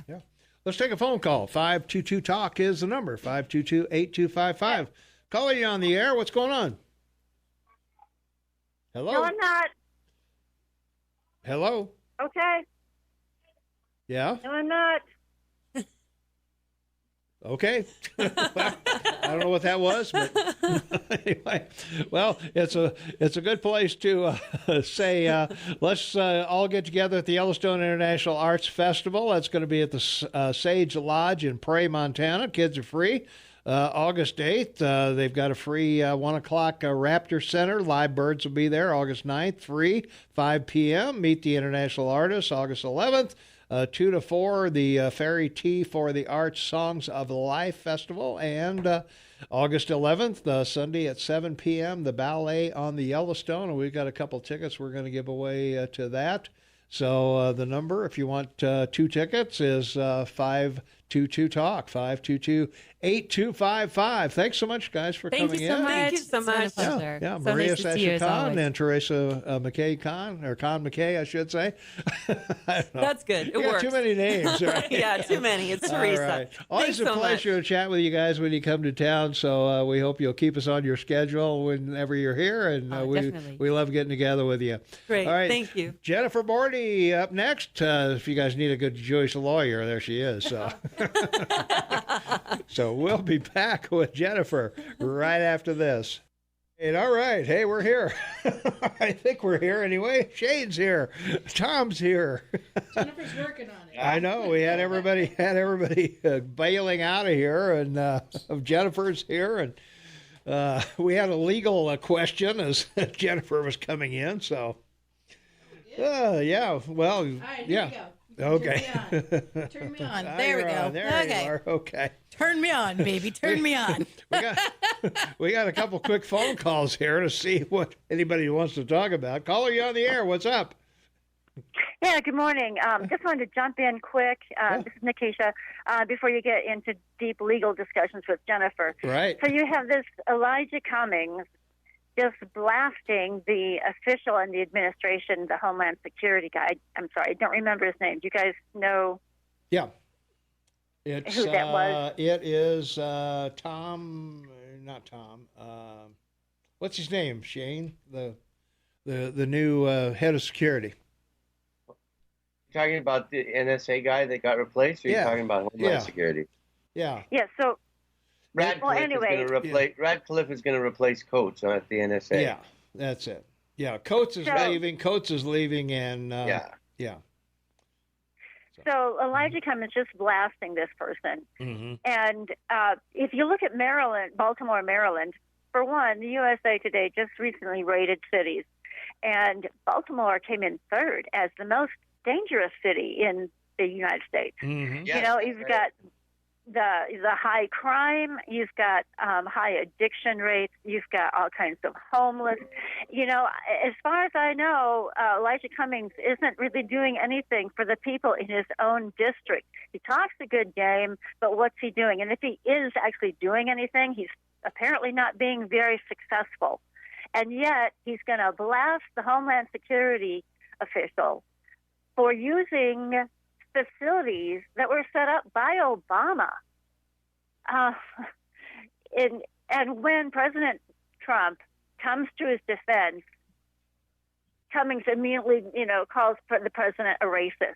It's like if they're losing an argument, they just pull out the racist card, regardless of whether it's valid or not. And of course, we know it's not. President Trump is not a racist. He's got all kinds of African Americans in his administration, and probably Mexicans as well. I'm not sure of the number, but for Elijah Cummings to call the president a racist just because they don't agree on something, because President Trump is using Obama's set up for the refugees and these illegal immigrants, and yet he gets away with it. All right. And does nothing for the people there in Baltimore. So, All right. what's up with that? Yeah. What I do hear you guys think? Well, we tend to agree that Baltimore, Detroit, all these cities, San Francisco, have been beat up pretty badly because of who runs the cities. And who have they been electing? Democrats. Yep, pretty much. That's where we are. So. And yet they still go with them, even though the cities are in shambles. Well, you wonder why. And I think probably they're so entrenched that nobody runs against them, or nobody of any.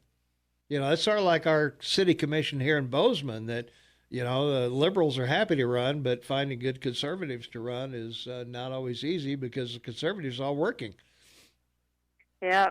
And how can Elijah Cummings even feel good about himself with his district in the shape that it's in, and yet blasting Homeland Security, blasting the president, calling them racist just because he doesn't like how they're dealing with these refugees?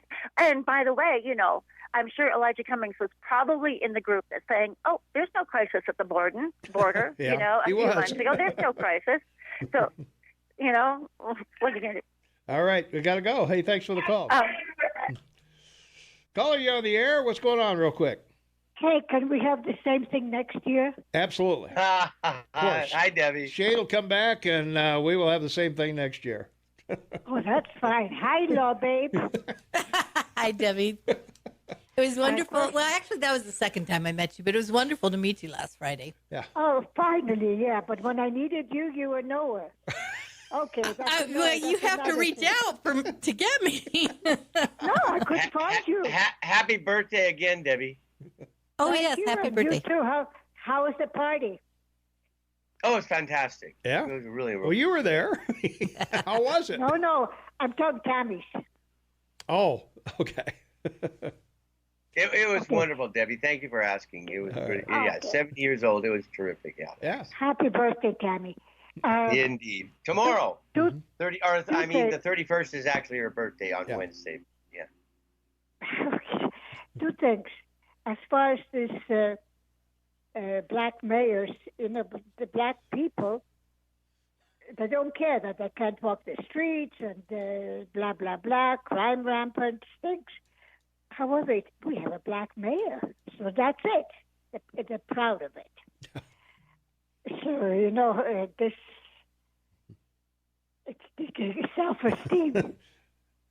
All right. But secondary, I'm sick of this African American and black. You're black, I'm white. That's it. This is the white political talk, African American. And one more thing, two more things actually, as far as the race card. Guys, take it New Year. It's over. That's it. It's over. As far as always with the race card, it's over. No, I have no guilt. No one has any more guilt. This is not for us. Secondary for Jennifer. Trump has the money for the wall. Well, that's what we're going to talk about today. Yeah. Oh, see, I beat you to it. Yeah. I should have been an attorney. We are going to talk about it. So. Okay. What are the chances nothing will be late till they're going to drag it out till the next election? Well, we'll see. You mean in terms of building the wall? That's right. Well, they got the money. They can start any time, I guess. They as far as I can, know. but of course, like any construction project, there's a lot of preliminaries. They don't happen immediately upon getting the money. That's so. true. Yeah, and they're going to drag them out till the next election?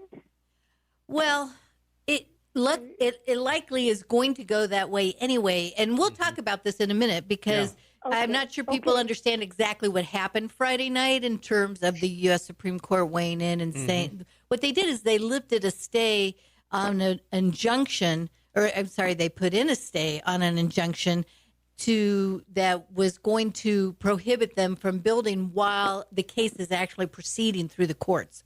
So, And as far as the city commission, county commission, for one, none of them are from the state, but doesn't mean anything. We've had the best crooks and cheaters in the United States from Montana. But my question is, how do we know who they are politically? I think anyone who's running for any public office should declare their party.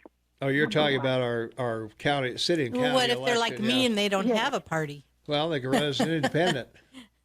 Yeah, but Exactly. That's no party. How do we know Well, who they are? yeah. Their track records, we don't know. Yeah. They come in here and that's it. We don't know what their Yeah, track but records you've got were to get before. fresh meat at some point.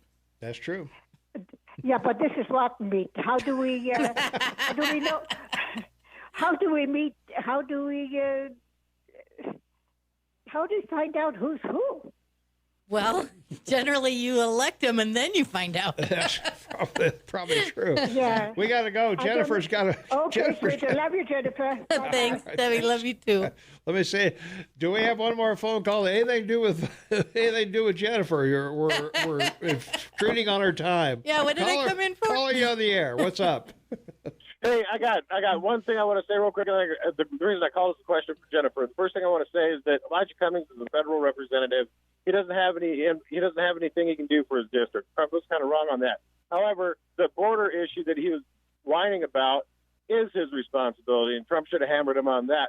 Now, I want to ask Jennifer real quick if she could expand on the Covington case that got dismissed with that MAGA hat wearing kid. What's his name? Yeah, I meant to look into that more. That actually was probably going to be my topic until Friday night. Yeah. At Well, the U.S. so Supreme Court. maybe the next time you're on, will you talk about that? 'Cause Yeah, wanna know I how that will, happened. because I do want to know. I'm assuming it was mostly dismissed because it was a media thing. It's very hard to sue the media in terms of you have to prove that they did something malicious. In other words, false and malicious. And I think the main thing is that they published an edited version of what really happened, and that would be really hard to prevail on those lines. That's my guess without having looked at it more closely. So. All right, yeah. So, all right, thanks, Jennifer. Bye-bye. All right. Hey, thanks for the call. All right. Hey, we're finally ready to get started. Oh my gosh, there was so much excitement last Friday night while we were all having fun. Yeah. Well, let me ask you this before Hello? we get started. Hello, Shane. Well, You're I there. was just gonna say we get a chance to get started, and in 4 seconds you got to go to a commercial. I know, right? That's what I was going to say. Well, we'll wait. But it's only 30 seconds. There Okay. you go. The commercial break is only 30 seconds. So we'll take that commercial break and we'll come right back with Jennifer right after this. We're back. It's 18 minutes after the hour, Monday, July 29, 2019. Jennifer Bordy, attorney law babe, is in the house, and we're talking about the Supreme Court decision Friday night. Yes. The first thing I want to explain, because I think people may be confused, because I often talk about how the term of the U.S. Supreme Court runs from October 1st to June 30th of every year, and that's why the last Friday in June, or in this year it happened to be the next Monday, is a huge show for me, because they pump out so many decisions at the last minute in June. But they are around usually most of the rest of the year as well, and they will decide, they'll issue kind of minor orders, if you will, although nobody would look at Friday nights as a minor order. It's not a whole case. They didn't hear a whole case. And what the U.S. Supreme Court did Friday was lift a stay on an injunction that was issued by a district court, a federal district court, and I'm going to explain the federal court levels in a minute as well, that put in the stay, or issued an injunction that prohibited the Department of Defense from using a provision of law that allowed it under certain circumstances to transfer money to elsewhere. And it did that. It took money. And what's interesting, I wanted to look at this more and I didn't have a chance, but the money they took was to pay Army personnel. So they took money for wages, et cetera, and they transferred it to the National Security Department. And I'm just curious. The court, apparently the rationale was they had it to transfer because they overestimated what they needed to pay their personnel. But I find that kind of hard to believe myself. Well, but I didn't do enough research to know whether that. Well, they originally asked for $5 billion, and they got what, 2.5? Well, that's all they intended to transfer. Okay. You're talking about what Trump requested versus what happened afterwards. So as we know, Trump did request $5 billion from Congress to build the wall. They would not give him $5 billion, and that caused the longest government shutdown we ever had for a while. Finally, they reached a compromise. Congress gave him what, $1.7 billion, I believe, something like that. Yeah. And so then he issued a proclamation. And actually, the proclamation was to switch around monies for $8 billion, so even more than he'd asked for. And I actually had trouble understanding all that when that happened. But regardless, that's what he did. And he, in the proclamation, named 3 sources of the money. And one was taken from the Department of Defense. And the Department of Defense, in essence, kind of helped him along with that, because after the proclamation, they said under this particular provision of law, which is called Section 8005 of the, every year Congress does an appropriations law, its own law for the Department of Defense and other departments as well. So it was the appropriations law for the Department of Defense in 2019. But what they did was, I got to find it, the law says that the Secretary of Defense can transfer funds for military purposes if the Secretary determines that the transfer is for higher priority items based on unforeseen military requirements and the item for which funds are requested has not been denied by the Congress. So like most laws, and this, by the way, was not a brand new provision. This is something that's gone into the yearly appropriation since, I think, the 70s. Yeah. So it's not a new provision. It wasn't enacted just because of what was going on with funds for the wall. But there's elements, like any cause of action. If you sue somebody, you have a certain elements you have to prove. It's not just one big thing. And so within this section, Section 8005, I don't know why I can't keep saying that right, there are elements. One is that the item has to have a higher priority than whatever they were using it for in the Department of Defense. And I'm not going to take huge issue with that one today, although, again, not paying your military personnel, that causes a little bit of concern, but I don't know that that's the case. It may be that they really did have or requested more than they needed to pay military personnel, in which case I'd say they ought to be doing their budget better, because we're talking about taxpayer dollars that get distributed a certain way. Well, when it comes to the military, when you have an all-military military, or an all-military military? Well, we do. When don't you? an all-volunteer military, I should say. Recruiting could be down, or people could be leaving the military faster than. Right, I understand that. So it may. I'm not saying. No, I understand. I'm just bogus. saying. It brings a little bit of a red flag or bell. I guess I don't want to mix my metaphors either. It's a ubiquitous part. All right, so that one I wouldn't take too much issue with, and I don't think the courts will either. But the second one is based on unforeseen military requirements. That one is going to be the big hurdle that they have to satisfy when they actually end up litigating the particular action. So, and then the third one, the item for which funds are requested has not been denied by Congress. That's a huge hurdle for them, because Congress did deny it. Yeah. Yeah. And so what has happened so far is in the district court, which is the trial court level, if you will, in the federal court system. And then, as you know, there's the appellate court, which is the Ninth Circuit. And then beyond that is the U.S. Supreme Court. So really, technically, the whole case is still at the district court level. What it is some environmental groups, such as Sierra Club? Thank you, Sierra Club. My brain is apparently not functioning this early on a Monday morning. And one other one, although they're being represented by the ACLU, right, which of course. raises a red flag. Like it doesn't exactly smell kosher. So at any rate, they have brought this action saying, first of all, that the Secretary of Defense transferred this money in violation of Section 8005, but also the main thrust is because building the wall where they want to build it, and there's 3 specific sections, that is all that this covers, right, that it would cause some environmental harms. So, and in here somewhere I've got those environmental harms, and it's pretty funny, so I'll just have got to be migration of some animal. I'll read it when I get to it.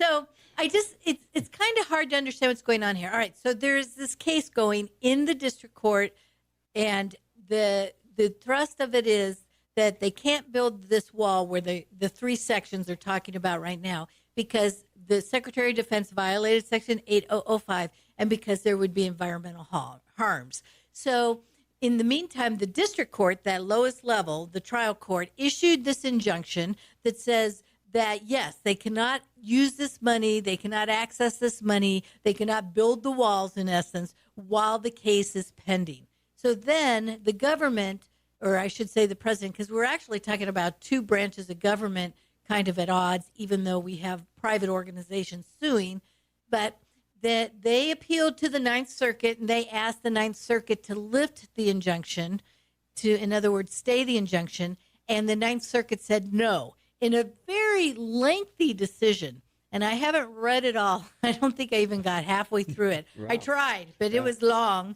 And while I was reading, as usual, I'm looking at other things to sort of verify or question some of the things that the Ninth Circuit was saying.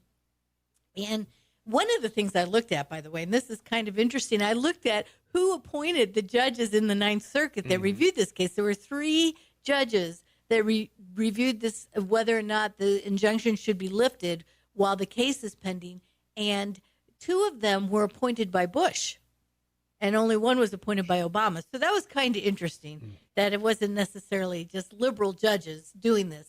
But at any rate, so the Ninth Circuit said, no, we're not going to lift the injunction while the case is pending. And so then the government appealed that up to the U.S. Supreme Court, and in a less, well, it was 1 paragraph, but it was less than 1 page. It was a short paragraph.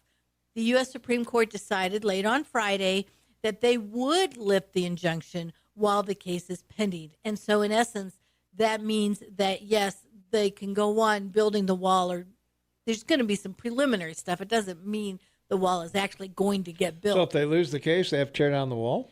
Well, that's an interesting question, because I mean, I have to admit that, like most people, the U.S. Supreme Court, I think, signaled that Trump wouldn't lose the case. But ultimately, should he lose it? I have to tell you, I personally, looking at it, I don't think he'll lose either. I think the signal that the U.S. Supreme Court set was loud and clear. For one thing, to get a stay, one of the things you have to prove, or even the injunction originally, is that you're likely or you're not likely to prevail, depending on which side you are, ultimately in the lawsuit. And so one thing that the district court said, and then the Ninth Circuit said, is that the plaintiffs were likely to prevail. And so that's why they didn't lift the injunction while the case is pending. The U.S. Supreme Court said exactly the opposite. In fact, I will read it. It said, the government has made a sufficient showing at this stage that the plaintiffs have no cause of action to obtain review of the acting secretary's compliance with Section 8005. And so that is why, and that is almost the entire paragraph. There isn't much.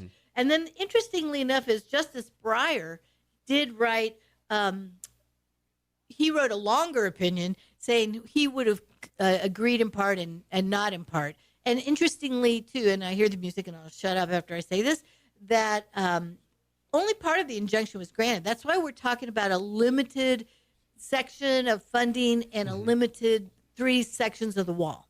So all in all, it isn't nearly as broad as everybody might think as well. Okay.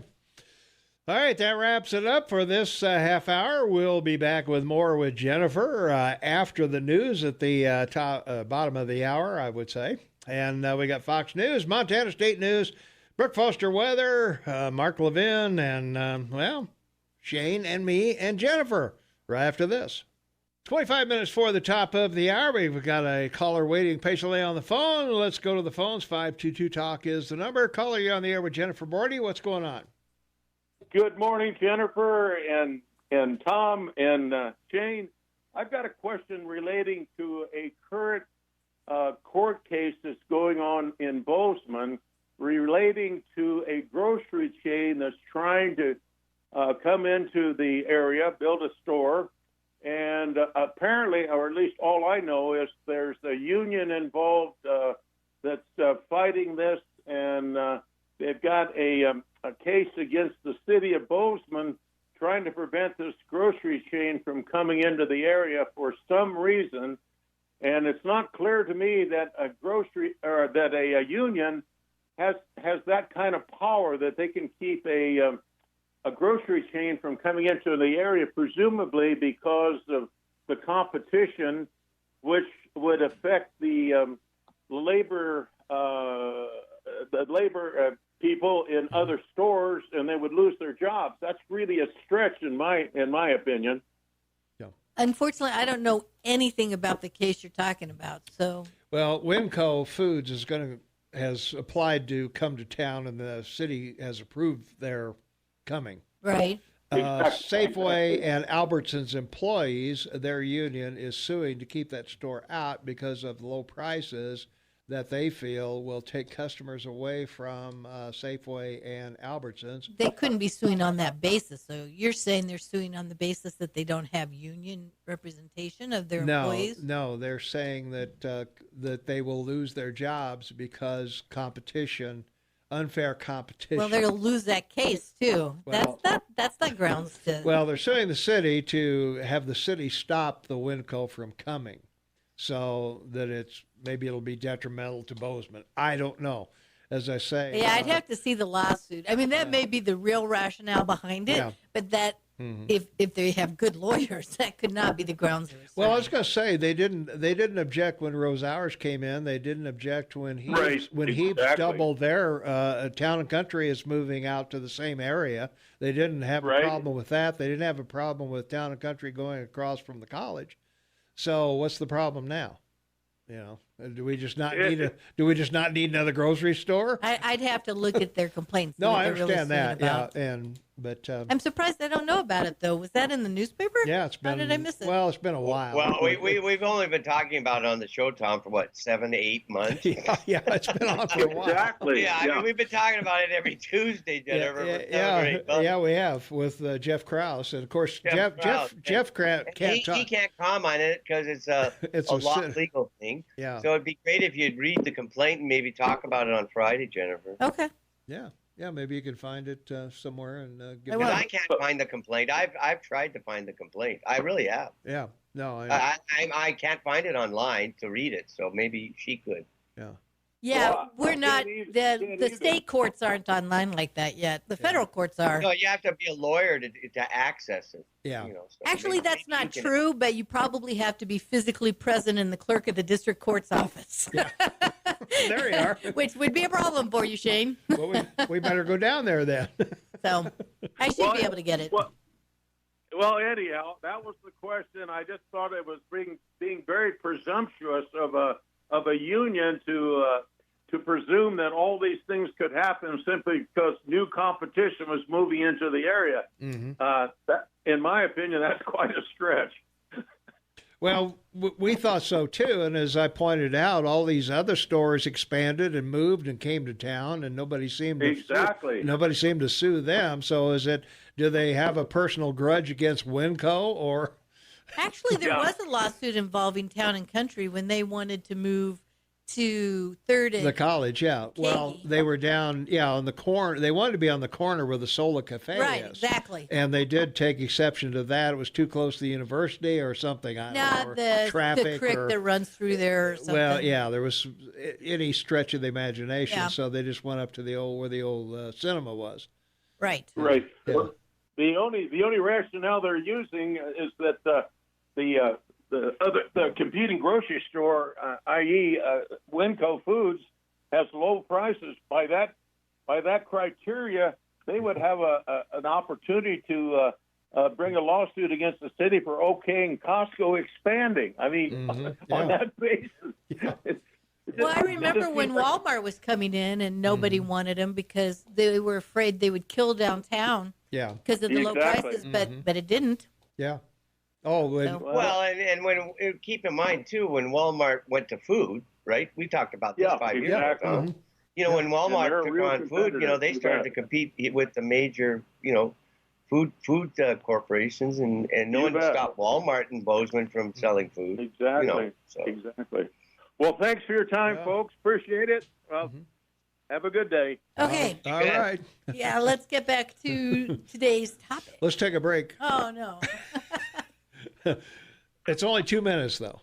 All right. We'll take a 2-minute break. We'll be right back. It's 17 minutes for the top of the hour. It is Monday, July 29th, 2019. Oh, my gosh. It's almost August, and we're still here, Shane. Yeah, just so everybody knows, it's the United Food and Commercial Workers Local 4. And Joel Dunbar filed the lawsuit in Gallatin County District Court in January of this year, January 12th, 2019. So there you go. Okay. Yeah, thanks. All right, so back to what happened with the wall funding. Yes. In terms of, I did want to read what the plaintiffs in that case, the Sierra Club and what did I say? The Southern Border Communities Coalition is the other plaintiff, although both of them are being represented by the ACLU. You know, and I would have said up until I saw that, I obviously take a lot of issue with what the Sierra Club and other environmental groups do sometimes. But on the other hand, I've always thought their motives were pretty pure. So I would have thought their motives were pure if they were representing themselves. But the ACLU to come in, that makes it smack much more of it's an immigrant issue. So at any rate, this is what they allege.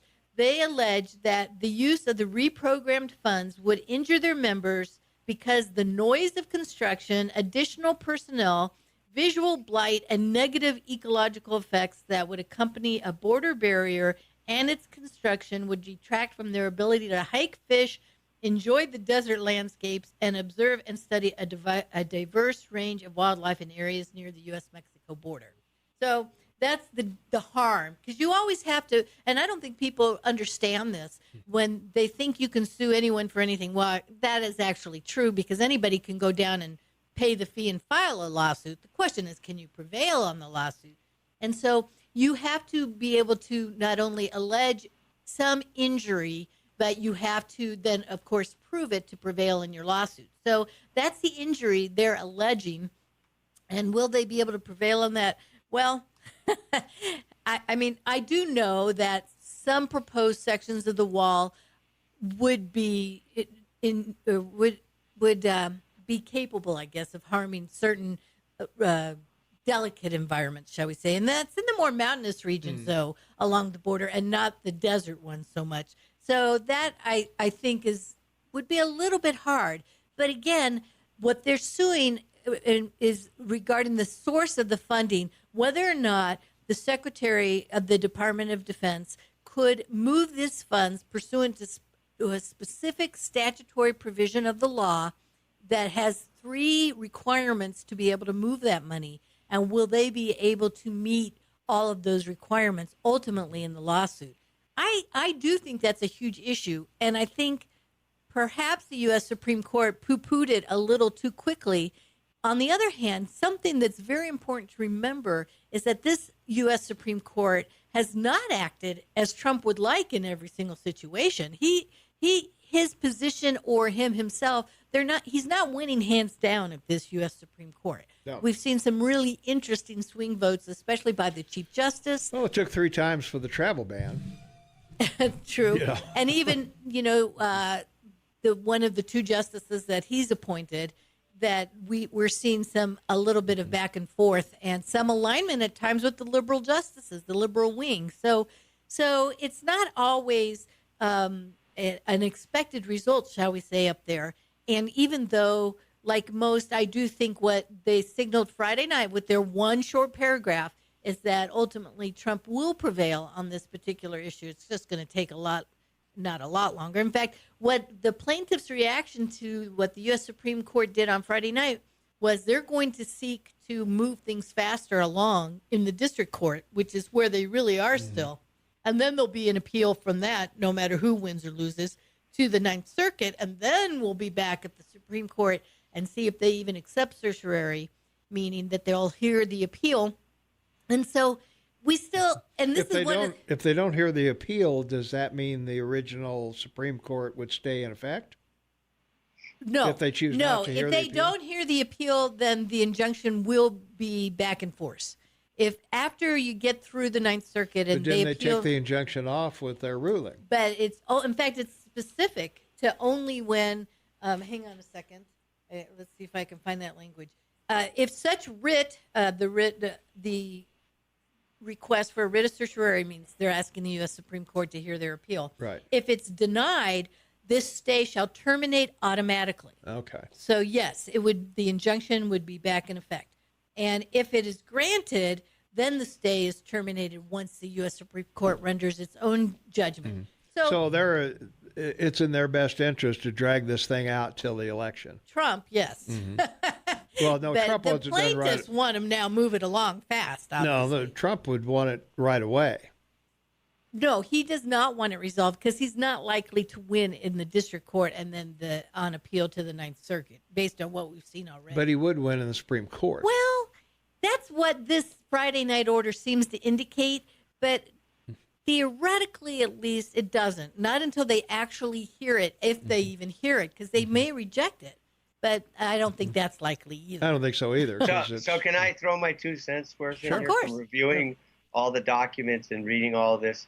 The importance of the Friday night stay by the Supreme Court is the following.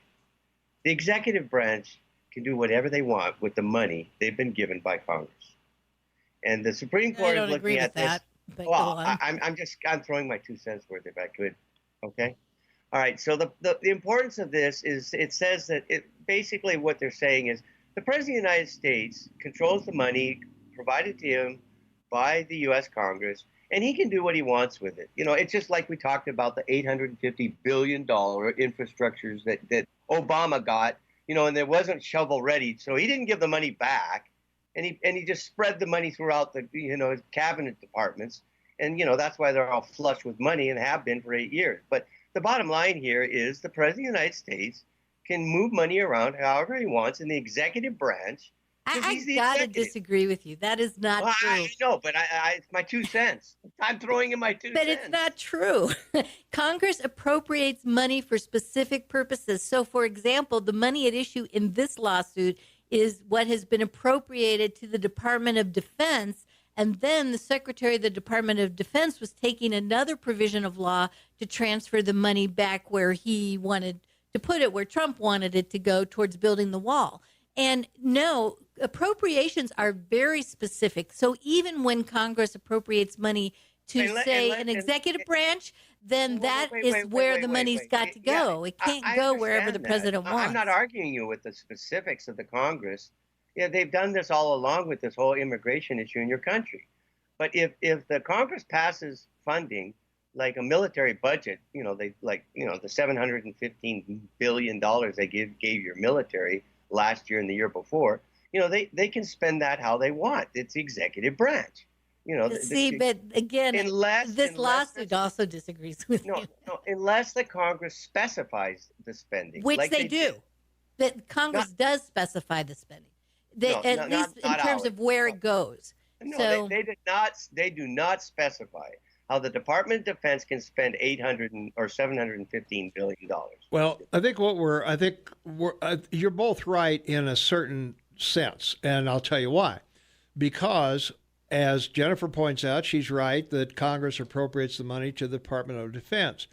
The president cannot use it to build bridges in the national highway system because the money was not appropriated for that reason.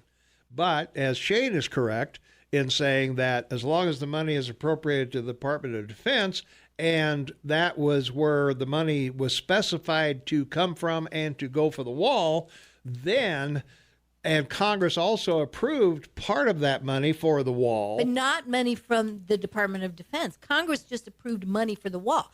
That was an appropriation, $1.7 billion. And then the president declared a national emergency. Correct. And in the case of a national emergency, I think Shane is right that Congress can that the president has the right to grab the money from where it's available. And in this case, because the Corps of Engineers could build the wall, then. But that's not what happened here. So that's very confusing. First of all, the Secretary of the Department of Defense is transferring the money from the Department of Defense to National Homeland Security. So, which are both which under, is a whole different department. Well, it's a different department. And what is arguably the substance of this lawsuit in violation of congressional intent when it appropriated the money to the Department of Defense. And the Secretary of the Department of Defense can only transfer it out of that department under certain conditions. And that's what is the meat of this lawsuit, whether or not he's met those conditions. Yeah. And there's 3 elements, as they call them, or the conditions for him to be able to transfer the money. And will he prevail on all 3? All He's got three. to That's the prevail on question. all 3. That is the question. And if you look at it, he probably shouldn't on 2 of the 3 elements, but I'm saying he probably will, because I think we know how this lawsuit will go now because of what happened with the Supreme Court on Friday. All right. So you're both right, and we've got to take a break. Here's Rush. 3 minutes for the top of the hour. We've got a caller patiently waiting. Let's go to the phones. 522-TALK is the number. Caller, you on the air. What's going on? Good morning. Hey. People. Hi, Pete. Hi, Jennifer. You know, the federal government, according to the law, is tasked with providing a common defense. So at the southern border, we've got people, or we know the terrorists are coming across, maybe not 1 million, but they're coming in there. We've got criminals crossing the border. We got medieval diseases showing up that are coming in with these people. Trump is the commander-in-chief of the military. So if you to provide a common defense, I would say that the wall is part and parcel of that. So all this crap, the stuff you listed there, that the lawsuit is about through the ACLU. Yeah, that part I do find kind of funny. Compared to what I just said, why are they even there? Why are they even allowed to be there? How did they even get there? Well, you have to admit, though, there's been a lot of lawsuits over the years where an environmental reason, like destroying some mite's habitat, has stopped growth, construction, or certain types of professions from being able to proceed. So it's not unusual for an environmental reason to put the kibosh on something. Well, taking somebody, removing somebody's job and providing for the common defense of the nation, I think that I tend to towards the common defense. Well, and I find the reasons they stated here, I mean, they probably went into it a little bit better. And interestingly enough, though, that's the harm. You have to have harm to even have standing to file a lawsuit, and the administration is not arguing on their standing. They've conceded that. So I find that pretty interesting, too, by the way. Yeah. But FDR used the Emergency Act to intern Japanese Americans during World War II, and George Bush used Emergency Act when he authorized torture after 9/11. Yeah, but wait a second. We talked about this, Tom. Yeah. George Sr., Herbert, your president.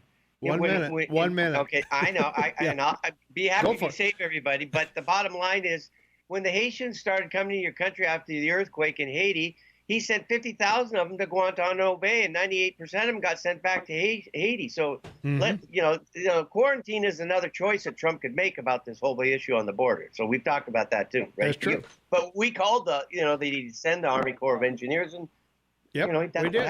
So You're right. All right, man. Truman sent them But that's back. actually another sent them source back. of the emergency funding, by the way. Yeah, that's true, too. That's not an issue in this particular lawsuit. Okay, not in this one, but has Correct. been. Yeah. All right, Build guys. the wall. Gotta go. Build the wall. Yep. Build the wall, baby. Build the wall, baby. Yeah. Thanks, Shane. All right, man. See you tomorrow, Mayor. Shane, 6 o'clock.